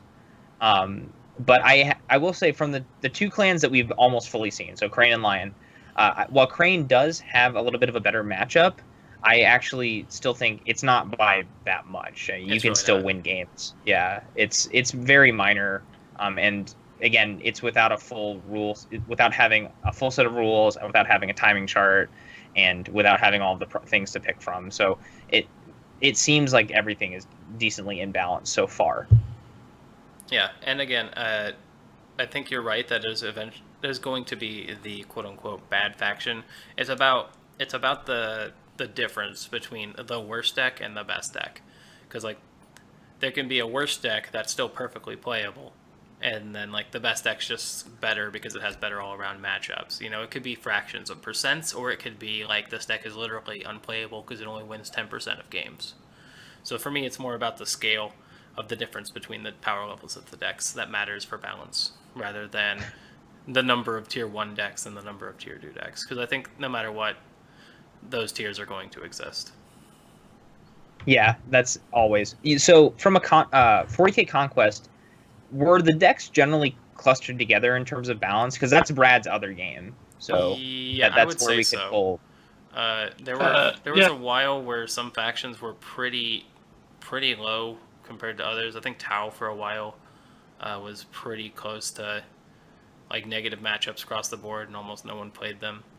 But I think that was the worst it got. But for the most part, especially by the end of the game, just about every faction had like some really good decks going for them. And similar to L5R, there was a lot of decision points in that game, a lot of tiny little things that add up over the course of turns. And so I think that if you play the game well, you can pretty much win with any deck against an opponent who doesn't play as well. Yeah, it was very much the strength of your play was significantly more important than the deck you made. I mean, obviously the deck you made was important, but I've seen a lot of people in that game win with decks that are considered bad, or with card choices that are considered bad just because they play it to its best potential, and it just fits how they play the game better than, other things. There were definitely factions for like good chunks of time that were just kind of bad, that like were almost impossible to actually win a tournament with. But like for the most part, you had the potential to win with most factions, and there were always at least like 3 or 4 factions that were viable at the very top level, that like were winning tournaments at a reasonable consistency. Yep. All right. Well, we're approaching on 3 hours now. We're at 2 hours and 50 minutes, give or take. So let's go ahead and wrap it up. How do you guys think Lion are overall? Like, is it cool for you? Is it your jam? Is it not your jam? Do you think they're like, I don't know. Just a final closing statement on Lion. So the two decks that we have so far are actually pretty fun to play. I like playing both. I played more Lion games than I played Crane. I'm excited to see where Lion goes. I really like that they have a discard theme, and that's hopefully we see more cards that work with the discard piles with them, because I think that's a really interesting design space for a faction that we thought was going to be pretty simplistic and swarmy. So, yeah, I'm happy with everything that we've seen. Like you said a while back, they really nailed the theme well. So the guest designer that FFG brought in to help design Lion was Caleb Grace. He is a LCG designer at FFG and does a lot of work on Lord of the Rings LCG, which is actually probably my favorite LCG from them. And so it's really cool to see him get in on a competitive game and design from that perspective. That's sweet. And I think he did a really good job, actually. I agree. Just overall. Yeah, I love the themes in Lion, and I especially like the surprise discard theme that kind of caught a lot of people off guard. So yeah, Gentry, closing thoughts? I mean, I kind of like Lion. I think that they're kind of more of the like generically good faction. They kind of feel like Space Marines to me, honestly, from Conquest, where they Generic but have good. yeah, they're generic, but they're pretty good. They're very much military, military based, which does give them at least a little bit of diversity, compared to other factions at least. But they just have a lot of pretty good combat stuff. They deal with discard a little bit, which I always really like. Again, I came from a Yu-Gi-Oh background originally, and that is probably the most notorious game for dealing with cards that aren't technically supposed to exist anymore. To the point where there are actually 3 different discard zones for a single deck of cards in that game, and they're all and you can interact with all. Yes, there's a graveyard. And then you can do things from the graveyard to move things to a banished zone. And then there are a few different card effects that actually just remove the card from play. That used to be what the banished zone was, but then they started making cards that interact with that zone too. So you actually have 3 different discard zones, and only one of them is actually a discard where you don't. That's weird. There's actually 4. Yeah, there's actually 4 different game piles where you have the deck, and then the discarded cards, and then the cards that were discarded from the discard, kind of, or sent there from very special effects, and then the cards that are legitimately removed from the game. That's amazing. Thank goodness. Thank goodness I play LCGs. Yeah, but I could see Lion kind of going with that a little bit. I like that. There's just a couple of cards that deal with discard. And it gives them a little bit of flavor, which is nice. But they seem overall just generically kind of strong. They seem like they're fairly straightforward. They just want to push at provinces with military strength and try not to die otherwise. So they'll be a pretty straightforward faction. I'll probably play them a little bit, especially if the Swarm deck becomes a thing. Yeah. All right. I think that about wraps us up this time. So... thank you guys for listening to the Winter Court Podcast. Again, your premier competitive L5R LCG podcast, where we analyze cards, talk about decks and strategies, and try to overall become a better player of the game. Once more, I am your main host, Travis, also known as I Fight Dragons on Discord and the forums and Reddit. You can find me kind of all over the place. I am Alex Gentry, also known as Dark Destroy on both the Discord and, when I get to it, the Reddit. I am on the Reddit, but I don't peruse it that much. And you'll find me kind of all over the place as under that moniker as well. And then I'm Dan Henley, also known as Danwar on Reddit and Discord. And other places on the internet as well. I tend to use the same name. Additionally, if you want to hear me riff about board games, I have a podcast that goes out generally weekly called Fusion Hotcast. You can give that a look if you like talking about splatter games and heavy economic Euro games. All right. Thank you guys for joining me today, and thank you, listeners, for making it to the end of this 2+ hour saga. And we'll catch you next time. And until then, the table is yours.